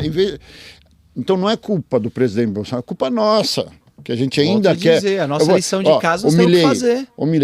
Eu acho, nós tivemos uma live com o professor Carrilho, lá da Finlândia. Poxa, o cara e ele tem uma visão muito parecida, né? Então, o argentino votou no personagem. Então, estou rezando para que que seja tudo que ele fale, é só... No mínimo curioso, né? Ele acabar com o Banco Central. Eu tô curioso para saber quando isso vai acontecer. Você fala assim, votar num cara que contratou um médium para falar o cachorro morto, é uma coisa... Mas eu vou fazer o que se a gente quer votar num cara assim? E ganhou de forma expressiva, né? Mas, cara, sabe o que é? Eu vou falar assim, foi a maior votação da história no presidente. Então, mas a Argentina precisava de um choque de administração. Talvez precisasse de uma... É uma voto, na verdade, numa mudança de sistema para ver só uma que esperança. Assim, eu só Agora, quero... a figura, ela é questionável, né? Eu só quero que ele realmente seja... Como é que você quer que o oponente dele, que era a situação... Era o ministro da Economia. 130% de inflação, você já jogou. Você já jogou, você entrou no jogo. O peronismo fadado ao insucesso. Porque você tem que colocar, então, uma pessoa vinda da situação. E, tô longe de querer discutir a Argentina, porque eu não entendo nem eu da parte de economia, sou zero à esquerda. Mas eu, como mais leigo dos leigos em economia, eu sei que o cara é ministro. De uma pasta que está com 130% de inflação, eu joguei o barco nas pedras. Quase ganhou. Então o Milei tinha que ganhar, gente. Ele foi muito bem. No primeiro turno, tem uma regra na Argentina que o pessoal não percebe, porque depois ele ganhou bem no segundo turno o Milei. Acho que 10% a mais, né? Se ele tivesse 4% a mais do que ele teve no primeiro turno, ele tinha ganho a eleição no primeiro turno, então, porque lá não você não sozinho. precisa ter maioria. Você tem que ter uma vantagem de 10% para o segundo colocado. Né? Tem lá que é uma coisa interessante de se discutir. Também é legal. Assim, é o que a gente fala. 50 mais 1%, talvez... Os sistemas eleitorais são muito... Para quem gosta de política, para quem gosta de debater, né? Então você tem o sistema norte-americano, que é tem o sistema uruguai, que é diferente, tem o sistema argentino, tem o nosso. Aí todo mundo fala, pô, os nossos... Tudo no Brasil a gente tem ideia de achar que o nosso é pior. Pelo contrário, tem muita coisa boa no sistema brasileiro. Muita. Mas a pessoa fala, o Brasil não tem lei. Pô, o Brasil tem lei pra caramba. A gente fala, tem lei até demais. Tem lei até demais. O problema do Brasil, às vezes, é a aplicação da norma. É a fiscalização daquilo que é colocado. Só não tem gente querendo cumprir. Tá ligado? Então, mas aí cabe o quê? Cabe o quê? Você fiscalizar e dar a punição devida. Não estou nem falando de crime, estou falando punição devida. Aplica-se o sistema naquela situação. Né? Agora, o sistema político é muito interessante. Então, você vê, mesmo assim, ele fez 36% no primeiro turno contra 30% do cara que ganhou. Agora. Então, se tivesse sido um pouco melhor, só que aí no segundo turno, e até conversando com outro amigo também, jornalista, que é o Leandro Amaral, que também é aqui da região, até porque ele falou, pô, o cara quase ganhou isso aqui. Eu falei, mano, no segundo turno o Milei vai ganhar. Porque todo esse pessoal que ficou abaixo vai apoiar o Milei, a maioria vai apoiar o Milei. E então, lógico, eu não sou especialista em nada, mas pensando no que eu estava escutando, né? E lógico que você ter 20% dos votos, você não é mais candidato, você não vai passar 20% para o outro. Mas você tem uma possibilidade de mandar. Eu acho que realmente foi uma votação. Pô, um foi de 36 para 44, outro foi de 30 para 56. Não tinha como um 26%. País com 130% de inflação eleger a situação. Difícil, né? Não tem como. Mas até para a gente ser aqui... antes de mais nada, eu queria fazer um comentário. Você falou uma coisa que lembrou um líder árabe falava, eu acho muito engraçado. Não, coloca tal pessoa no ministério que ele é honesto, não sei o que, o cara é honesto. Aí ele falou assim, escuta, se ele for honesto, manda ele vir aqui, eu vou deixar ele casar com a minha filha, mas fora isso, me mostra o currículo dele, né? Gerenciar uma empresa, Minha empresa não, minha casa, então, é a mesma empresa. Então, mas é isso aí. É isso, mas assim, eu queria até pra gente aproveitar o tempo, voltar aqui à questão do Supremo, e o que vocês acham? Vai passar? Não vai passar? Vão retalhar? Se passar pelo Legislativo, o Supremo vai derrubar isso? A segunda, terminando isso, eu tenho a segunda pergunta, porque eu quero que vocês falem um pouco sobre 8 de janeiro. Pode ser que eu vá chocar um pouco falando isso. Sim, por favor. Mas eu acho que não vai passar na Câmara, mas vamos lá. Se tudo que a gente ouve pela imprensa for verdade...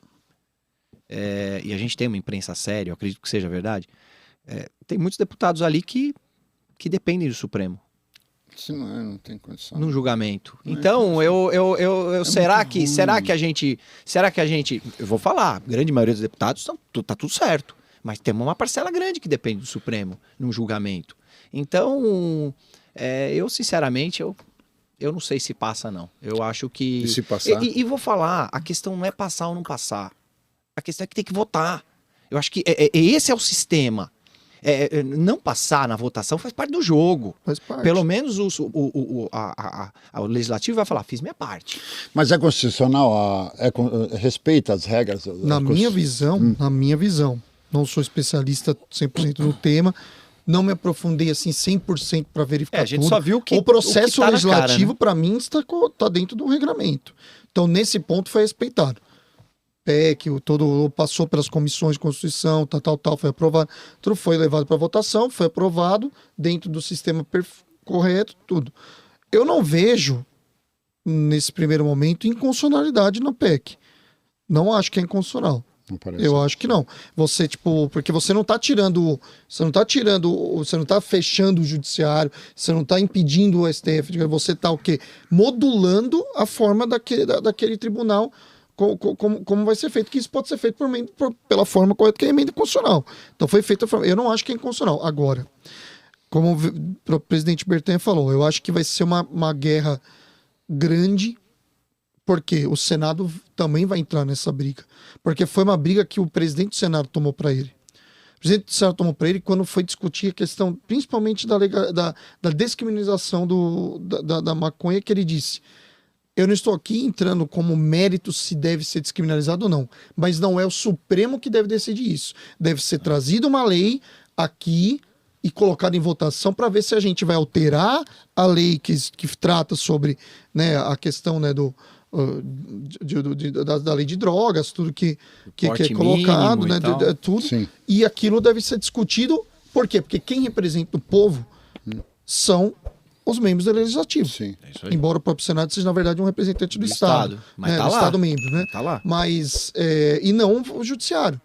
Então, a premissa dele está correta nesse ponto. Só que é aquilo que o presidente Bertonha falou. A omissão de discutir temas polêmicos por parte do Legislativo, às vezes instado pelo próprio Executivo, né? Foi que gerou esse protagonismo gigante do Supremo Tribunal Federal, que gostou de participar desse.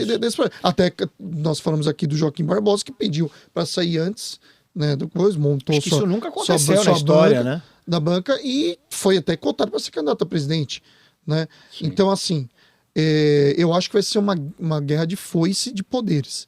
Então vai ter um grande trabalho dos partidos. Principalmente vai ser uma briga grande dos ministros com o presidente do Senado, porque o presidente do Senado tomou para ele essa discussão, e aí também o governo em determinado momento vai entrar nessa batalha. Então aqui o que a gente está discutindo não é mais legalidade, não é mais discutir se a regra ela está certa ou não, é realmente uma briga de foice entre os poderes. É briga de poder entre os poderes constituídos do nosso Estado. É o que você falou, de tempos atrás, nosso legislativo como eu digo, eu acho que tem um número muito grande de pessoas extremamente fracas, despreparadas. Para quem já teve Ulisses Guimarães, já teve... Você entendeu? E até nossos governantes em si foram incapazes de sentar na mesa e chegar numa conclusão de como o país deve andar na questão de uma pandemia. Então, quando o Gilmar Mendes fala sobre a questão que esquece o heroísmo e tal, ele tem argumento. Ele tem argumento porque quem deveria cuidar da gente não estava cuidando, estava fazendo briga de eleição, estava fazendo campanha aí de TikTok, meu. Vamos falar a verdade, eles estavam brigando para quem vai ficar no palanque, para quem vai ficar mais bonito na foto. Então, eles têm esse poder porque nossos representantes deixaram. Se eu sair daqui, o programa continua, alguém vai sentar no meu lugar. Você entendeu? Você vai abandonar lá a OAB, vocês vão abandonar a OAB, você acha que a OAB vai ficar parada lá? Eles vão colocar outra pessoa. Obviamente. Aí a OAB enfraquece, não ocupa o seu espaço, vai aparecer uma outra entidade que vai ocupar o lugar. Essa é a regra da natureza. Sim. Então, minha visão leiga é que o Supremo é o que é pelo desleixo ou falta de responsabilidade das pessoas que deveriam representar a gente melhor. É o que nós falamos no início da nossa conversa. É isso mesmo. Você não faz a sua função, claro. Eu faço. Pronto, é isso que... E graças a Deus que fizeram. Gente, pelo bem e pelo mal, se eles tomaram a decisão certa ou não... Isso é outra discussão. Eles tomaram uma decisão, a gente estava sem decisão. E em sua grande maioria, quem está levando essa discussão para o Supremo? Os próprios partidos políticos da oposição de fulano. Você está falando aí, nós estamos falando da OAB, da importância da OAB. Em certo momento, nós estávamos discutindo entre presidente da República e presidente da OAB se a OAB é um movimento de esquerda, gente do céu. E que vocês tinham um presidente, eu não sei se até hoje é presidente. Não, agora é o Beto Simonetti. É o Beto Simonetti. O cara, e depois o cara, dependente da questão ideológica, seja quem for, vou falar da morte do pai dele, o menino tinha 7 anos de idade, tem que ter um certo nível de debate. E o pior é, sabe por que eles mínimo, falam? Né? Sabe, tem que ter um mínimo de qualidade de debate, porque assim, eu não acredito que ele não foi falado isso de forma pensada. Lógico que foi. Foi muito bem pensada, você entendeu? Por quê? Porque isso dá visualização na porcaria da internet. Mas aí também você fala o que o teu público quer ouvir, né? No meio das discussões que foram, todos em alguns momentos, houve excessos das duas partes, né? Mas, não entrando nesse mérito, muitas vezes se vai para esse caminho porque não se quer discutir de fato o que deve ser discutido. Poeira, então né? vamos deixar É a cortina, né? A cortina, vamos aliás, deixar falei aqui errado. o cortina nível de da fumaça. discussão nesse tema Nesse- até pessoal, Nesse né? E não entrar na seara que deve ser colocada. o debate, quando eles põem num debate num nível baixo, que é a lacração, dá mais visualização. Se para por ali, Lógico. e é possível que eu ganhe. Quando eu vou levar para o nível intelectual, Primeiro que cansa. cansa, dá trabalho, precisa botar uma estudar, equipe precisa enorme. estudar, né? Precisa estudar, né? Estudar matéria. Então, E pode não dar tantas Aí eu visualizações. volto a dizer que aqui você consegue tudo. Aqui é só falar mal. Então, era só colocar no Google o que esse candidato que você pensa, o que ele fez realmente. É fraquíssimo, Passou o mandato fraquíssimo. inteiro só lacrando? Ou trouxe algum tema importante para a sociedade, nem que seja para a tua região, mas trouxe? Então eu acho que é isso que a gente precisa entender Assim, e a população tem que começar a fazer a sua parte e nessa aquilo, questão. né, doutor? Você fala assim, por exemplo, essa questão, voltando, falou um pouquinho sobre a minha opinião sobre a Argentina. A Argentina precisa de um choque de administração, um choque imediato. Goste ou não, né? Goste ou não. Eu tenho certeza que se a esquerda tivesse ganhado, era melhor para o nosso governo. Só que eu não sei se é melhor para o nosso Estado. Por quê? Porque nós temos a questão, voltando a dizer, se o debate é de tão importância, do Mercosul, a importância do Brasil no Mercosul, etc. e tal, junto também, comparado ao mercado internacional, eu sou da área internacional. Nós precisamos ter dois players fortes no Mercosul de visões antagônicas. Óbvio. É importante, mas pelo amor de Deus, eu torço que se faça uma oposição séria e não de lacrador, e não de ficar pulando aí, que nem louco aí e tal. Não dá, gente. Porque é salutar você ter salutar. um dos maiores países da América Latina Lógico. de direita, um dos maiores países da América Latina de esquerda, não tem problema. Poderia até ser uma Daí- esquerda. Lá poderia até ser uma esquerda oposicionista ao que já estava acontecendo. Precisava de um choque de Não administração. tinha como. Eu não estou nem aí se o cara é de direita ou de esquerda, isso aí. sinceramente, porque eu acho que isso aqui é uma coisa muito ideológica. Mas, e assim, importante é a capacidade de administração e visão, né? foi dada a resposta pelo próprio povo lá. Eu acho que nada melhor do que quem está lá. Por exemplo, se fosse uma eleição apertada. O Por exemplo, professor Carreiro aqui- fala não, isso, não, hein? não, O professor Carreiro faz. As pessoas que elegeram o Milei, nem todos, ou grande parte deles, não votou no Milei por ser voltou Milei. pela mudança. Votou como uma mensagem aos peronistas. Sim. Entendeu? Então, Acho que talvez isso foi o mais quem votou. importante. Ele Mas falou assim, inclusive mais quem importante. votou, ele fala assim uma coisa interessante nessa. Se vocês não assistiram, convido que vocês. Professor. Não, esse eu não vi. Maravilhoso. O cara. Esse eu não vi. O professor Carrilho é uma coisa, eu fiquei impressionado.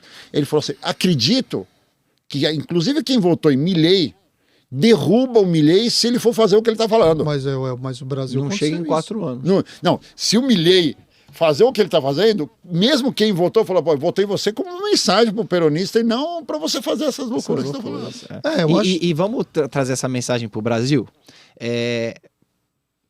Se você não fizer a lição de casa, de conseguir o poder aquisitivo do povo, de melhorar o atendimento público, pode ter certeza que daqui 3 anos vai voltar a oposição, seja a oposição rasa ou não, vai voltar a oposição. E nesse ponto, isso é o bacana da democracia. Isso é bom, Porque isso é se bacana. você só faz o seu sucessor, o Brasil... então quer dizer que tá tudo bom. Então vamos falar do nosso país, né? Então eu acho que é essa que fica uma lição de casa, que os nossos governantes... Como é que tá o café? Não, tá bem. tranquilo. Os nossos governantes têm que entender, e já entenderam, que daqui 3 anos vai mudar todo mundo. Se for conduzido como foi conduzida a Argentina, e o Brasil tem cíclico. muito que melhorar, hein? Não, isso Tem muito que melhorar aqui pra gente, hein? Se o governo de esquerda ou centro-esquerda que nós temos hoje fizeram um excelente governo, maravilhoso, dê tudo certo a economia, é salutar uma mudança de administração, isso é natural. Cara, é preciso para melhorar. Oxigenar, né? Cara, oxigenar, você precisa ter uma nova visão de mercado, de país. Não tem mal nisso. E não é mal que se a esquerda ou centro-esquerda sair do governo e se tornar oposição, que se torne uma oposição séria. Eu não entendo por que a oposição é oposição por opor. Eu não entendo que tipo de política nós temos no Brasil. Eu convidei vocês, não era nem para falar sobre política, mas é isso que é o podcast mesmo. A gente bateu papo e fala sobre várias coisas, né? A gente entra na loucura, né, presidente?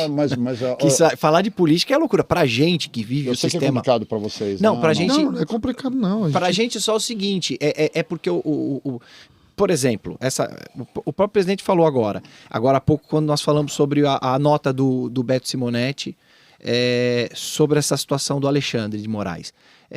O advogado de São Bernardo, o advogado de São Caetano, imagina que nós, presidente, temos que soltar essa nota. E a gente tem essa questão que o Conselho Federal tem que se manifestar sobre isso. A gente tem as nossas convicções.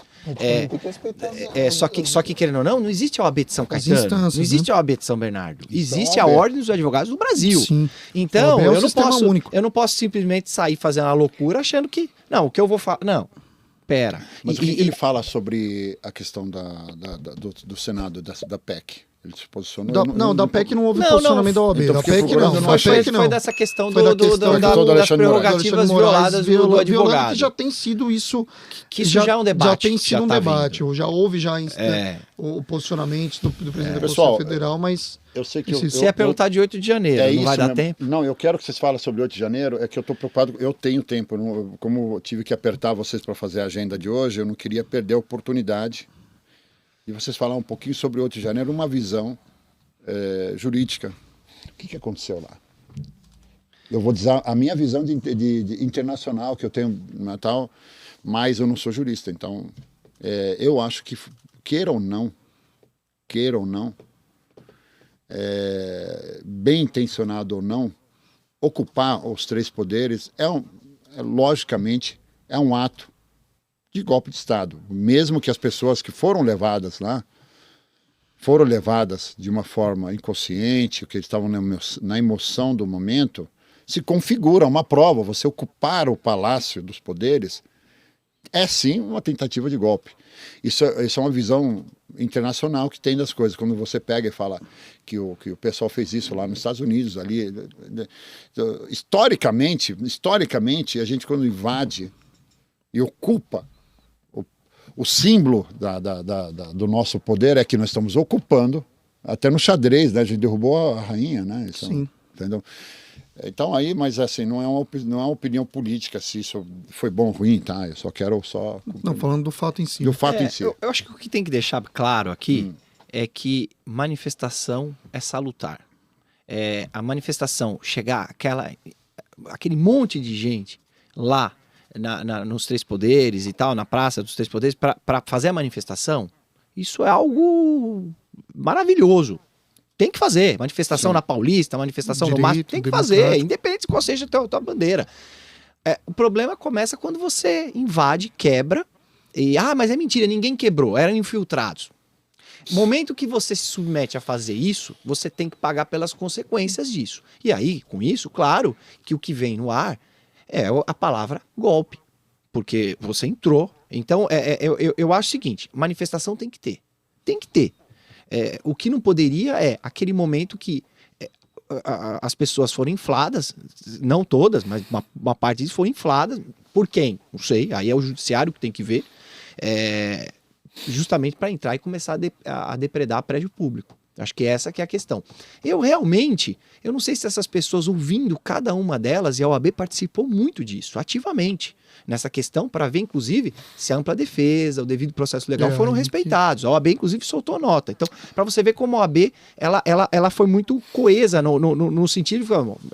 A minha parte aqui é saber se esse pessoal está tendo os seus direitos resguardados. E a OAB soltou nota, né? Até nessa questão telepresencial, que queria que presencialmente eles fossem ouvidos e tudo mais.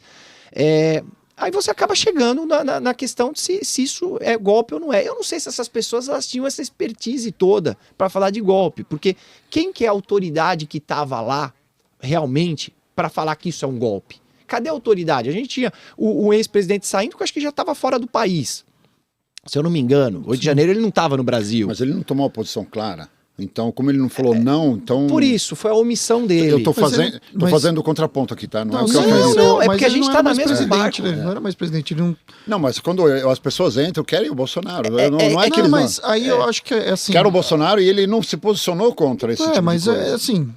aí eu acho que ele poderia ter se posicionado, mas ele não tinha obrigação, como ele não é presidente. Assim como ele não representa mais ninguém, né? criticaram, por exemplo, ele se manifestar sobre a questão do Milei, essas coisas aí. E eu acho que ele hoje não é mais presidente. Ele fala o que ele quiser e sofre as consequências da fala dele, né? Se ele fala, por exemplo, o presidente Lula, ele tinha que esperar o anúncio oficial para ter uma manifestação. Ele deu a manifestação dele lá, natural que ele não fosse soltar fogos, porque o próprio presidente eleito para a Argentina falou várias coisas ruins do presidente do Brasil, e é sabido que o grupo ligado ao presidente Lula apoiou outro candidato. Natural, isso faz parte do jogo. Né? Sobre o 8 de janeiro, eu vou mais ou menos pelo mesmo caminho. Acho que a manifestação ela é válida, ela é um direito do povo, deve ser feita, e quando há exageros, eles devem ser investigados e deve ser colocado isso. Houve a impressão de golpe, mas se a gente for ver, porque foi feito lá na Praça dos Três Poderes, invadindo justamente os prédios que representam os poderes do nosso país. Fica difícil argumentar. Mas eu acho que assim, nós temos que saber o ânimos de quem invadiu lá, se tinha isso, porque nós estamos falando de mais um dano em si do que assumir o poder. Se nós lembrarmos ao cofre aqui público. E aí eu acho que tem que ser processado, tem que ser punido, respeitando o devido processo legal, ampla defesa. E aí é que eu acho que está tendo um exagero por parte nos processos, porque está sendo desrespeitadas as garantias individuais, né, daqueles que estão sendo processados. Não estou dizendo que eles vão ter que ser punidos, tem que ser punido. Praticou um ato contra lá, que está previsto, né, no código, a punição.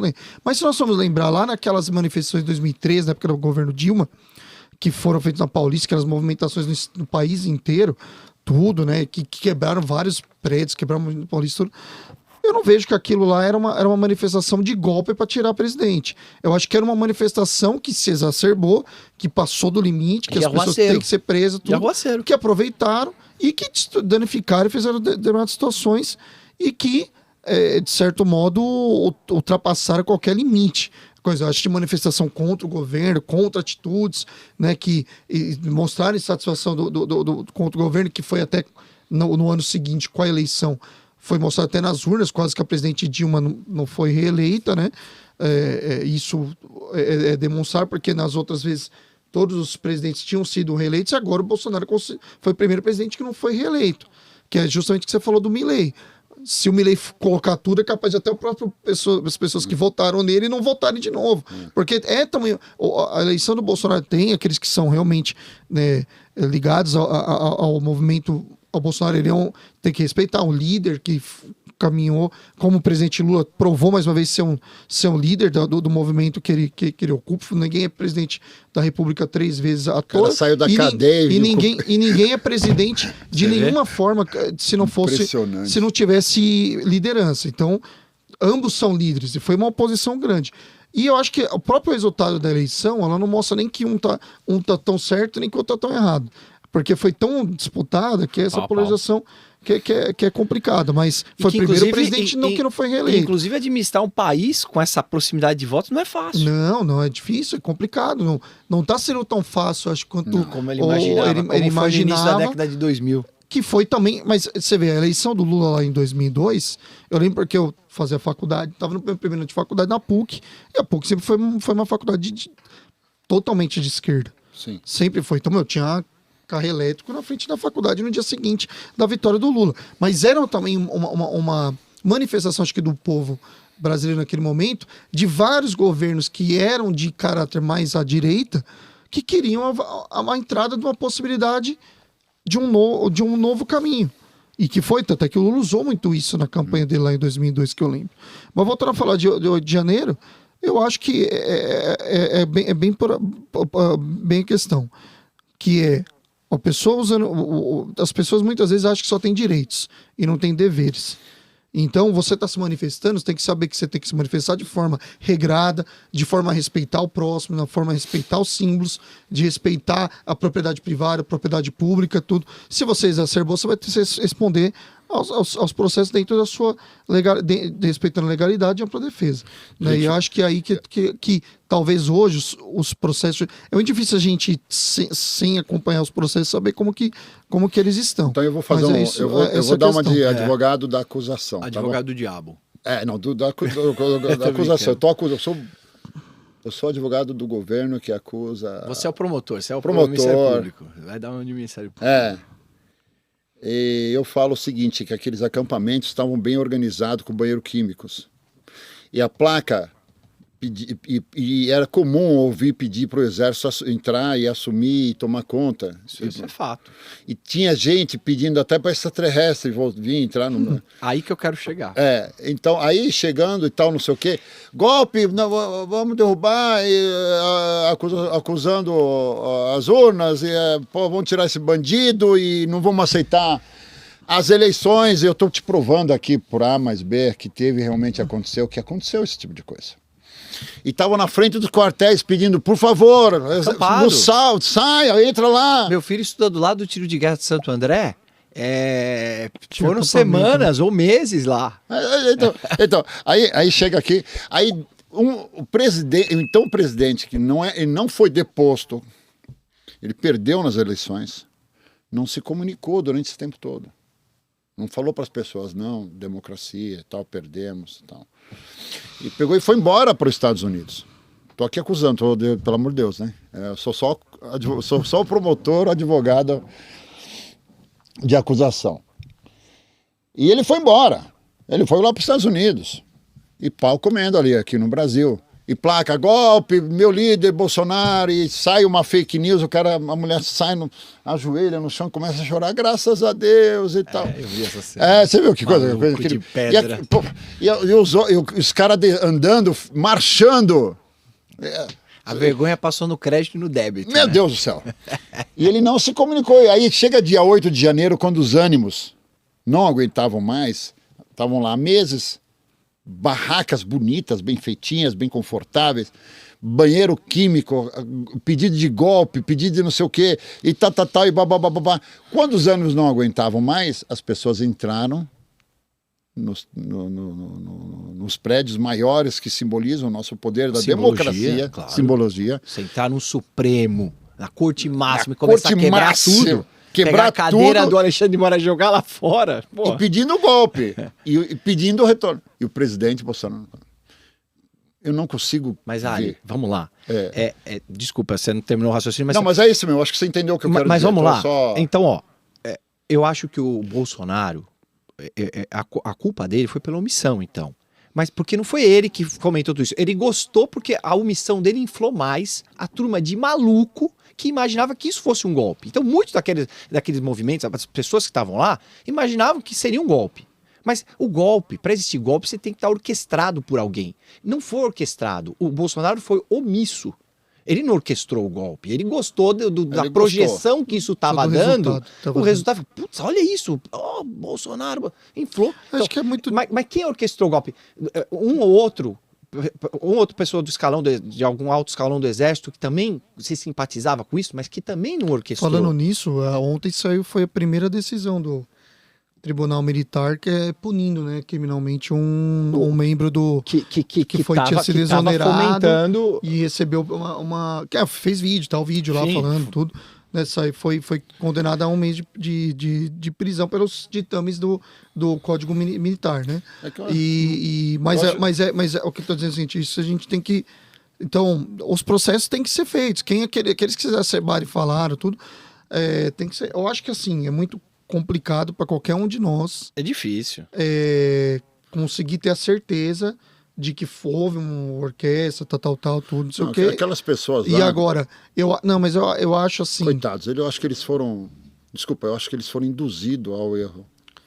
Pode ser. Acho que essas pessoas que estavam lá... Pode ser, sim. Cada um entrou, quebrou e não sei o que. Mas um golpe... Mas todo mundo... Nós não podemos assim... eu fui induzido. Alguém foi lá e falou que que foi induzido. Você não tem escutado isso nas próprias defesas que tem colocado. Eu acho que talvez seja uma manifestação, que eles realmente queriam fazer isso, tal, ou que queriam tomou proporções catastróficas. Sua indignação. A minha visão é essa. Mas você fala que é um golpe, você precisa ter um cara orquestrando, um grupo orquestrando um golpe. É que eu sinto que alguém empurrou eles. Não, foi a... Eu acho que eles estavam lá por uma causa nobre, porque eles estavam pedindo a democracia, que eles queriam, ou não, sei lá. 10% dos lunáticos... 90% de pessoas que estavam lá querendo uma manifestação. Eu sinto que alguém empurrou eles para essa situação, porque a maioria não sabe o que está fazendo. O Edil Montemor estava aqui com a gente, ele fala, teve gente que foi preso em flagrante no dia seguinte. Sabe, me parece que de todos os lados, os interessados e os não interessados, acho que todo mundo estava interessado, menos as pessoas que entraram. Eu vejo que as pessoas que entraram e tal, eu sinto que eles são as maiores... A massa de manobra. Então, as maiores vítimas da situação, entendeu? Eu sinto assim, né? Eu sinto que eles foram enganados por todos os lados. Por ação e por omissão. E já existia um tensionamento muito grande com o Supremo também, que estava vindo já das falas equivocadas do próprio Bolsonaro, né? De tensionar muito isso. Eu tô esperando permissão, entendeu? Olha, eu tô esperando... Eu acho que... Sei lá, enfim, né? Aí que nós mostramos que nós vivemos num país muito sério no quesito democracia. Porque, olha só, com tudo isso, o país passou inabalado. Estamos lá, sabemos que daqui 3 anos nós vamos ter eleição presidencial e nós sabemos que venha quem, se vier um Milei, vai assumir. Então eu acho que isso é o que o Brasil dá uma aula para muitos países. Estamos indo. Eu acho que até a inelegibilidade do Bolsonaro, eu acho muito salutar para ele e para a direita. Veja se a minha ideia é maluca, você pode me dizer se eu sou maluca. Eu acho o seguinte, porque o Bolsonaro é um personagem que atrai, que foi importante por certo momento. Mas eu acho que agora, com a inelegibilidade dele, pode aparecer novas lideranças, inclusive para a direita, que pode organizar esse tipo de coisa e aprender com os acertos e erros. Temos que ver só se a inelegibilidade está dentro do regramento, né? Acho que você não pode chegar e falar, vamos eleger isso aqui, como também fizeram com outros lá atrás, também. Podemos discutir, eu acho que só a questão técnica eu tenho, vejo com cautela isso também. Capacidade para emitir minha opinião, porque eu não sou especialista na área. Sim. Né? Então, eu acho que também foi muito feito as decisões muito rápidas.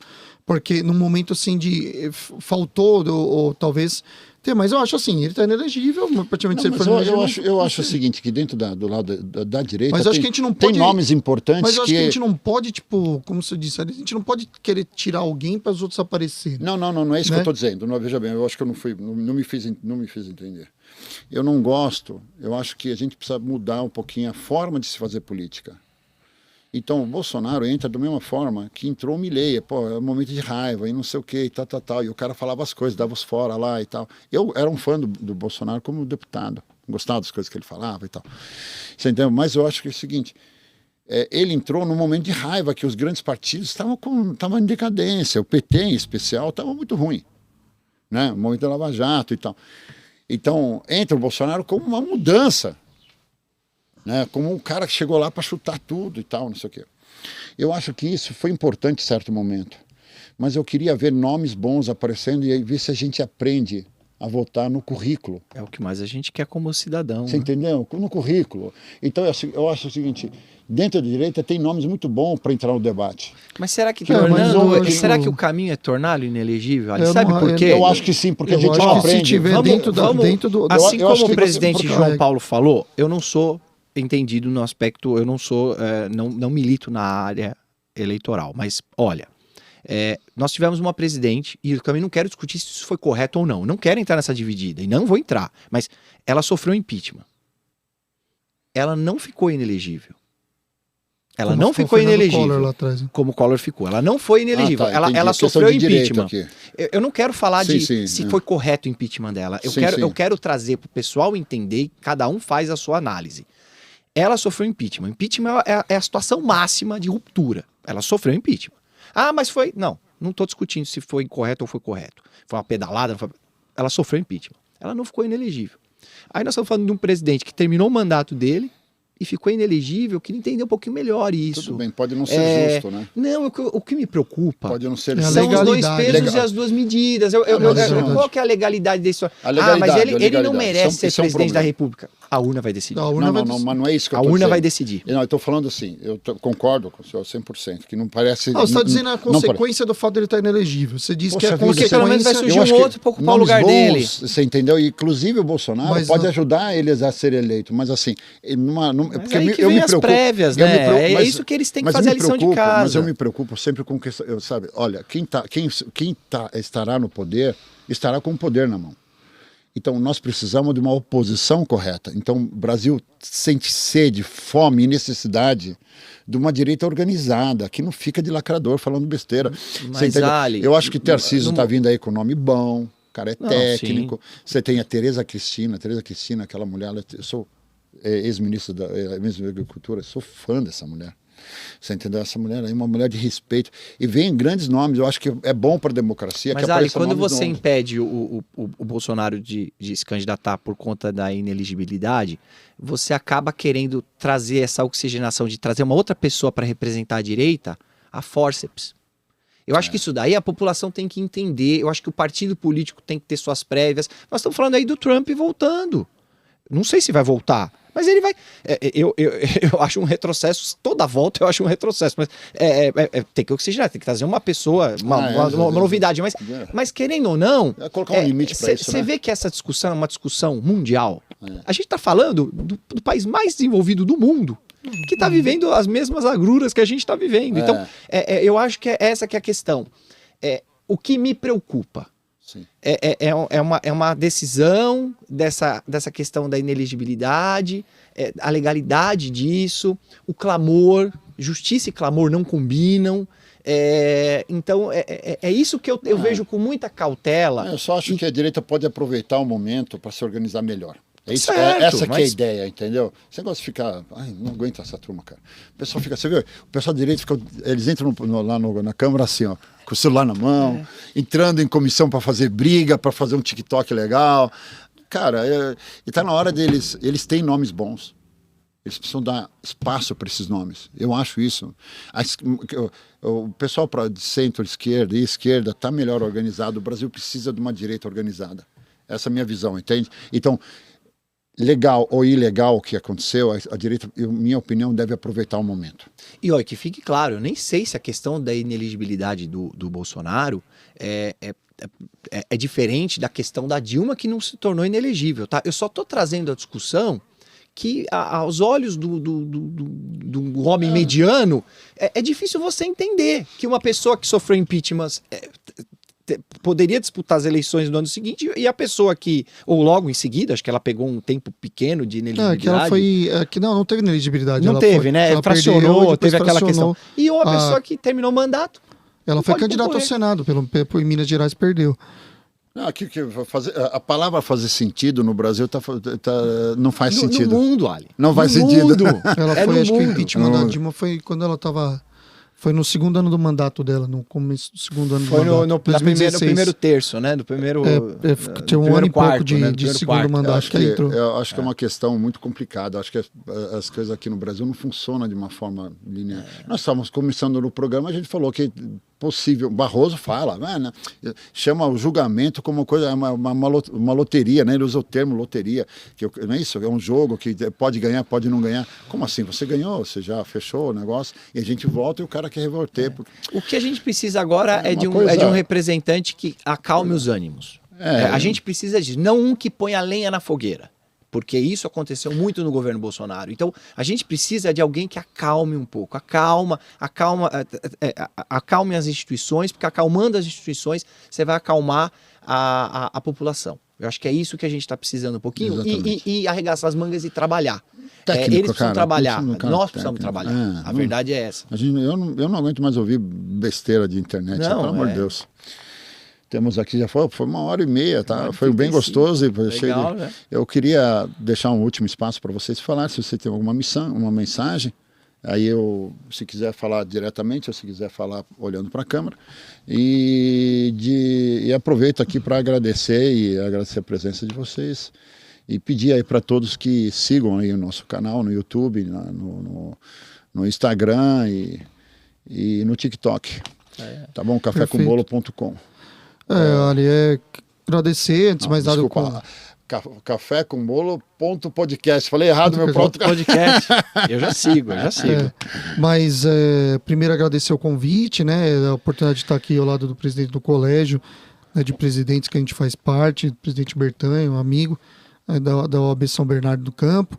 Deixar aqui sempre a gente à disposição para discutir os mais diversos temas e convidar sempre a todos a participarem dos eventos da OAB, participarem da vida da OAB São Caetano do Sul, da OAB São Bernardo, da OAB da região. Quem quiser conhecer, né, os nossos trabalhos, temos nas nossas redes sociais, tanto da OAB São Caetano quanto de São Bernardo, e deixar aqui sempre um abraço para toda a advocacia de São Caetano, do estado de São Paulo, né, e também, né, deixar aqui o agradecimento, né, Dr. Álvaro também, que foi um grande parceiro que lá de São Caetano do Sul, que sempre está acompanhando a gente também nesse trabalho.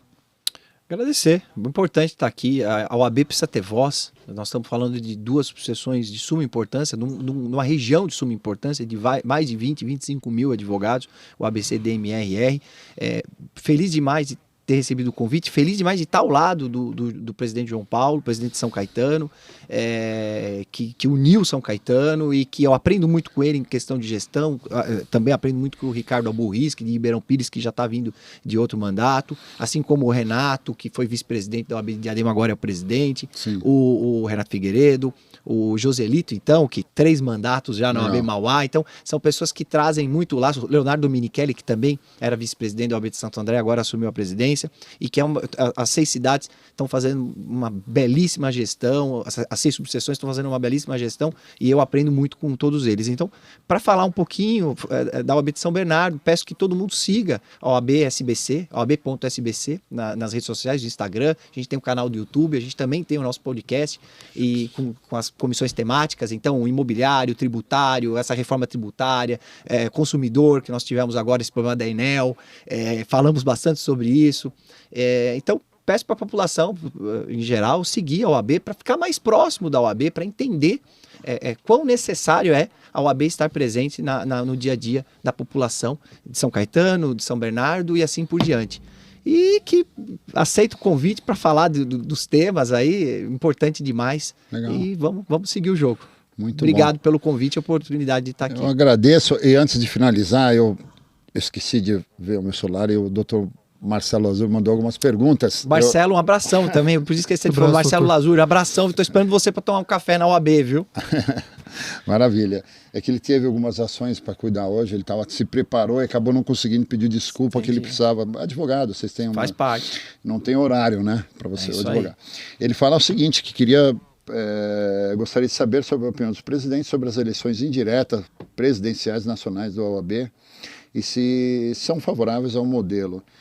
Que eles falassem também sobre o importante papel da OAB na defesa de prerrogativa dos advogados, na importante atuação de apuração, conduta dos advogados através dos tribunais de ética e, por último, sobre as diversas comissões que possuem subseções e importâncias delas. São 3 perguntas. Só essas perguntas do Lazuri já dá outro podcast, tá? Só para falar. Eu acho que na questão do Tribunal de Ética, até o presidente Bertanha, que foi presidente do Tribunal de Ética aqui da nossa região, pode até falar, né, melhor. Das comissões, acho que da prerrogativa a gente falou bastante, né? Aqui, eu ia falar, né, isso. O que mais falamos as comissões, por exemplo, tanto São Bernardo quanto São Caetano, nós temos as mais diversas comissões de temática das mais variadas. São Caetano tem mais de 100 comissões, né? Então aqui, quem quer trabalhar, né, participar da OAB, seja advogado, acadêmico, bacharel, estagiário, ou até pessoas que gostam do direito e querem participar, fica o convite para serem membros das comissões.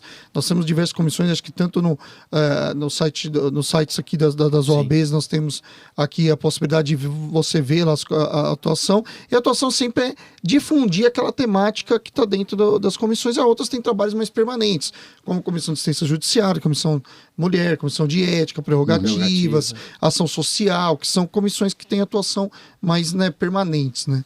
E na questão da eleição indireta, acho que da eleição federal, eu vou falar a minha posição. Eu acho que sempre que for possível a eleição ser direta, ela é importante. No entanto, o nosso sistema ele tem mais de 1 milhão de advogados que poderiam votar na eleição federal. É um pleito, inclusive, da atual gestão de São Paulo, né, pela eleição direta, para que seja, mas eu acho que ela tem que ser muito bem pensada, porque se nós formos levar em conta o tamanho da seccional de São Paulo, a seccional de São Paulo representa mais de 30% das OABs do país. Nós temos aqui 254 subseções. Você pega o Rio Grande do Norte, por exemplo, tem 7. Aí nunca vão... Então, assim, aí não vai ser democrático. Então nós temos que...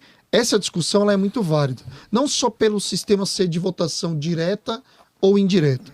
Mas como que nós vamos fazer? Hoje o sistema, como a gente falou, ele é um sistema rotativo. São 4 regiões na OAB. Centro-Norte, Sul, Sudeste e Nordeste. Hoje está o Centro-Norte, que pode ter o candidato a presidente, e as outras regiões formam o restante da chapa. No próximo triênio, tem que ser um representante do Nordeste. Na outra, do Sul. A última que nós tivemos foi do Sudeste, que era o Felipe Santa Cruz, presidente, que era do Rio de Janeiro. Então, assim, eu acho que é importante manter essa rotatividade para que tenha uma representatividade nacional. Como que nós fazemos isso no sistema direto? Para se analisar. E o sistema hoje indireto, ele porque as seccionais é que regem realmente, né, o caminho, pelo próprio sistema da OAB. O Conselho Federal ele faz o regramento geral da coisa e a representatividade nacional. Mas o andamento das profissões, né, anuidades, todo o sistema, ele é baseado nas seccionais. E cada seccional tem seus representantes, que são os conselheiros federais. 3 titulares, 3 suplentes, que são quando você elege a chapa aqui em São Paulo, esses conselheiros federais vão votar no final de janeiro, para que em fevereiro seja eleito o presidente do Conselho Federal.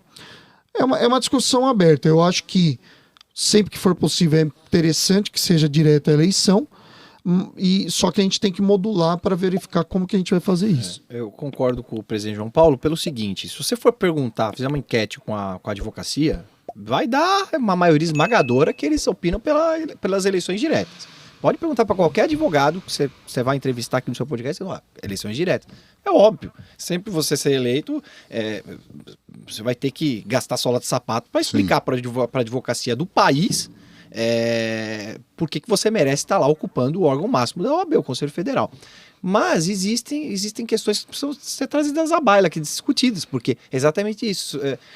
São Paulo, o Conselho Seccional de São Paulo equivale a mais de 30% do país. Se nós somarmos o Sudeste, então, a gente pega uma fatia ainda maior. Então, como é que vai ser feita essa eleição? Então, tudo isso tem que discutir para que o Nordeste tenha a sua voz, para que o Sul, para que o Norte... Então, isso daí não é simples assim. É uma fórmula complicada. Discutível. Em contrapartida, nós estamos falando que as seccionais, todas as seccionais e as subseções, as eleições estão lá. A gente até falamos, né? Geralmente, via de regra, é sempre uma disputa muito acirrada. Então, essa que é a questão. E quem está lá de frente, quem está batendo de frente com o advogado, é a subseção. Que isso tem a votação direta e isso tá dando certo historicamente nos seus 90 anos de existência da OAB São Paulo, né? Falando da OAB São Paulo, não, 90 anos da OAB, da OAB Federal. Da OAB Federal. Mas eu acho que todos são a favor de uma eleição ser direta. Eu acho que só a gente tem que pensar como respeitar esse sistema de rotatividade, porque eu acho que é importante que a representatividade nacional ela seja respeitada, porque senão sempre as maiores seccionais possivelmente vão, porque você tem mais votantes. Né? E aí isso até dizendo, meu pai foi presidente, né, de entidade de associações médicas, né? E também se fazia essa rotatividade, cada hora era uma região, mas a eleição era direta, né? Então foi colocar, lógico, é um número muito menor. Isso que a gente também tem que prestar atenção, são 1 milhão de pessoas votando, onde vai ser a votação, como que vai ser. Então, mas eu acho que a OAB tem estrutura para comportar isso. O erro está sendo a omissão. Eu acho que essa discussão... Ela tem que ser levada. Se votou e vai ser mantido, colocar na mesa. Precisa colocar na mesa. Mas tem que começar pelo Conselho Federal. E tem que ser feita essa mudança discutido internamente. Várias regras foram discutidas, né, eleitorais nos últimos tempos, com representatividades, igualdade de gênero, né, a questão dos posicionamentos, né, de vários segmentos serem respeitados. Então, acho que é um tema que tem que ser levado, pelo menos, à discussão, como a gente falou da questão, né, da emenda constitucional, que se discuta o tema, faça a votação e aquele que for votado seja respeitado, né, essa vontade que foi votada. Sim. Acho que a última coisa que o Lazuri perguntou da ética, do Tribunal de Ética. Isso. Qual foi a pergunta específica? Se a gente concorda? O que a importância, né, do trabalho da OAB nesse sentido. Que minha mulher mandou mensagem junto, aí saiu. Eu perco o controle. Mas foi aqui. Isso mesmo. Tenho medo. Não, Que eles falassem também sobre a importância do papel da OAB na defesa da prerrogativa dos advogados. Da prerrogativa falamos. A importância da atuação na apuração de conduta dos advogados através dos tribunais de ética. E, por último, sobre diversas comissões. Comissões falamos, faltou só essa questão ética. Eu acho, a minha opinião é o seguinte, obviamente que o Tribunal de Ética está aí, nós somos 28 turmas, 28 agora, 28 né? 28 turmas disciplinares. Só para você entender, a nossa turma aqui é a turma 7, TED 7, que ela cuida do ABCDMR. Não necessariamente a infração, a suposta infração do advogado de São Caetano, do advogado de São Bernardo, mas é que a situação aconteceu na localidade do ABCDMR. Então, fica na 7ª turma. 7ª turma, quando eu fui presidente, tinham 3.200, 3.300 processos disciplinares. É muita coisa. E hoje tem um número menor de processos, nós estamos falando acho que uns 2.000 processos disciplinares. Que também é bastante, né? É bastante, mas estamos falando também de uma região com 20 mil advogados. Com 20 mil advogados, e não é só isso, uma região com grandes empresas, grandes metalúrgicas. Porque não são só os números de advogados aqui, são todos os processos que... Quantas vezes eu não pego advogado de outro estado respondendo processo porque ele fez um serviço advocatício aqui, na Volkswagen, um processo da Volkswagen, não prestou contas. Então, o Tribunal de Ética ele é de suma importância, ele é autônomo, ou seja, eles têm total liberdade, tem relatores, porque os relatores eles votam, é um colegiado que votam depois do devido processo legal e tudo mais, obviamente respeitado, e são relatores indicados por São Caetano, por São Bernardo, por Diadema, falando da 7ª turma, para o pessoal entender e multiplicar por 28, porque tem a turma de Guarulhos, tem a turma de Bauru e assim vai, Alto Tietê, Capital, Alto Tietê, é um órgão extremamente imparcial e técnico. E é muito importante. Olha, num cenário, falando de 300 mil advogados do Estado de São Paulo, é a mínima parcela que está envolvida em infração disciplinar. É a mínima. Então, a grande maioria, ele não quer que o seu vizinho de sala cometa uma infração disciplinar, porque não é justo. Então, não é justo à medida que eu faço uma captação indevida de cliente e eu, do lado da porta dele de sala, faço tudo certinho de acordo com o estatuto e com o código de ética. Sim. Então, pera um pouquinho. É mesmo com você. Eu cumpro meu papel de cidadão certinho e meu vizinho descumpre. Pô, quando que ele vai pagar? A sensação de impunidade que dá.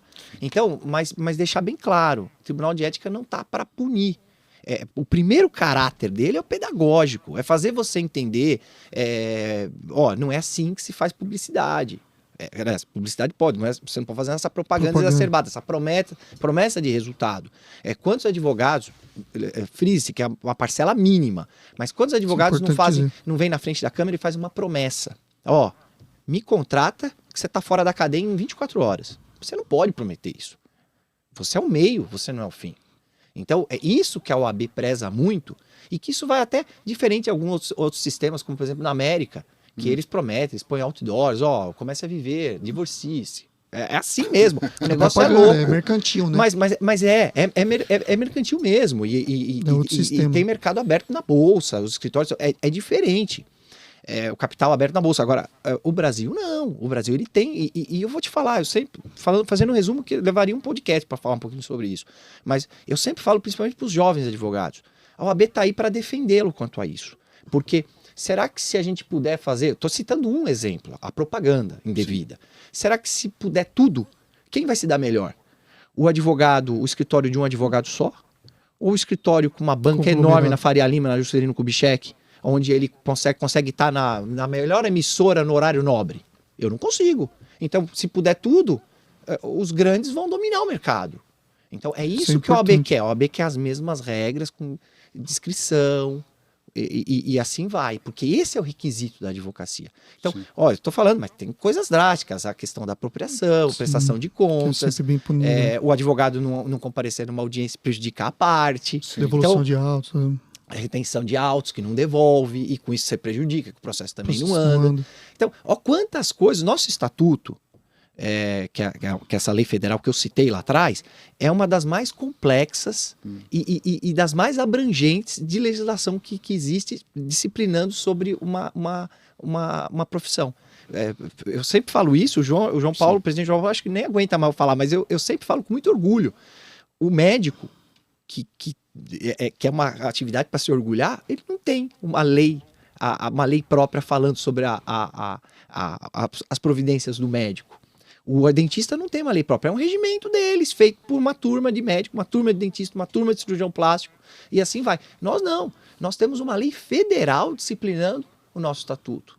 Então isso é motivo de muito orgulho, isso é motivo de muitas conquistas da OAB, do cenário histórico, né? E isso também vai à questão ética envolvida, né, nesse estatuto. Então, é muito necessário, sim, porque é o que traz a seriedade da profissão. E só para finalizar, né, assim, até é importante dizer que é um trabalho feito de forma voluntária. Totalmente. São pessoas voluntárias, técnicas, que têm estudo, precisam de é importante sempre respeitar, porque tem as comissões que fazem as instruções nas subseções, os tribunais, você tem o conselho seccional, o conselho federal, você tem as instâncias, mas é mais importante ainda saber que, na verdade, de todo o sistema OAB, apenas de 2 a 3% do número de advogados são realmente pessoas que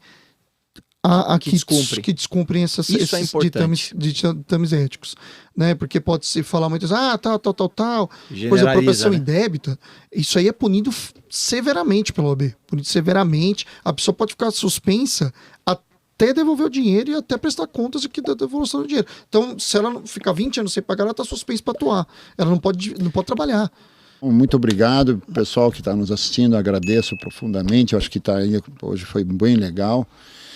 E segue a gente lá no YouTube, no Instagram, no TikTok. Sou muito ruim de pedir voto, não adianta. Por isso que eu nunca vou ser eleito nem a síndica de prédio. Mas tchau, é isso aí. Pessoal. Muito obrigado. Pessoal. Obrigado, viu? Tchau, tchau.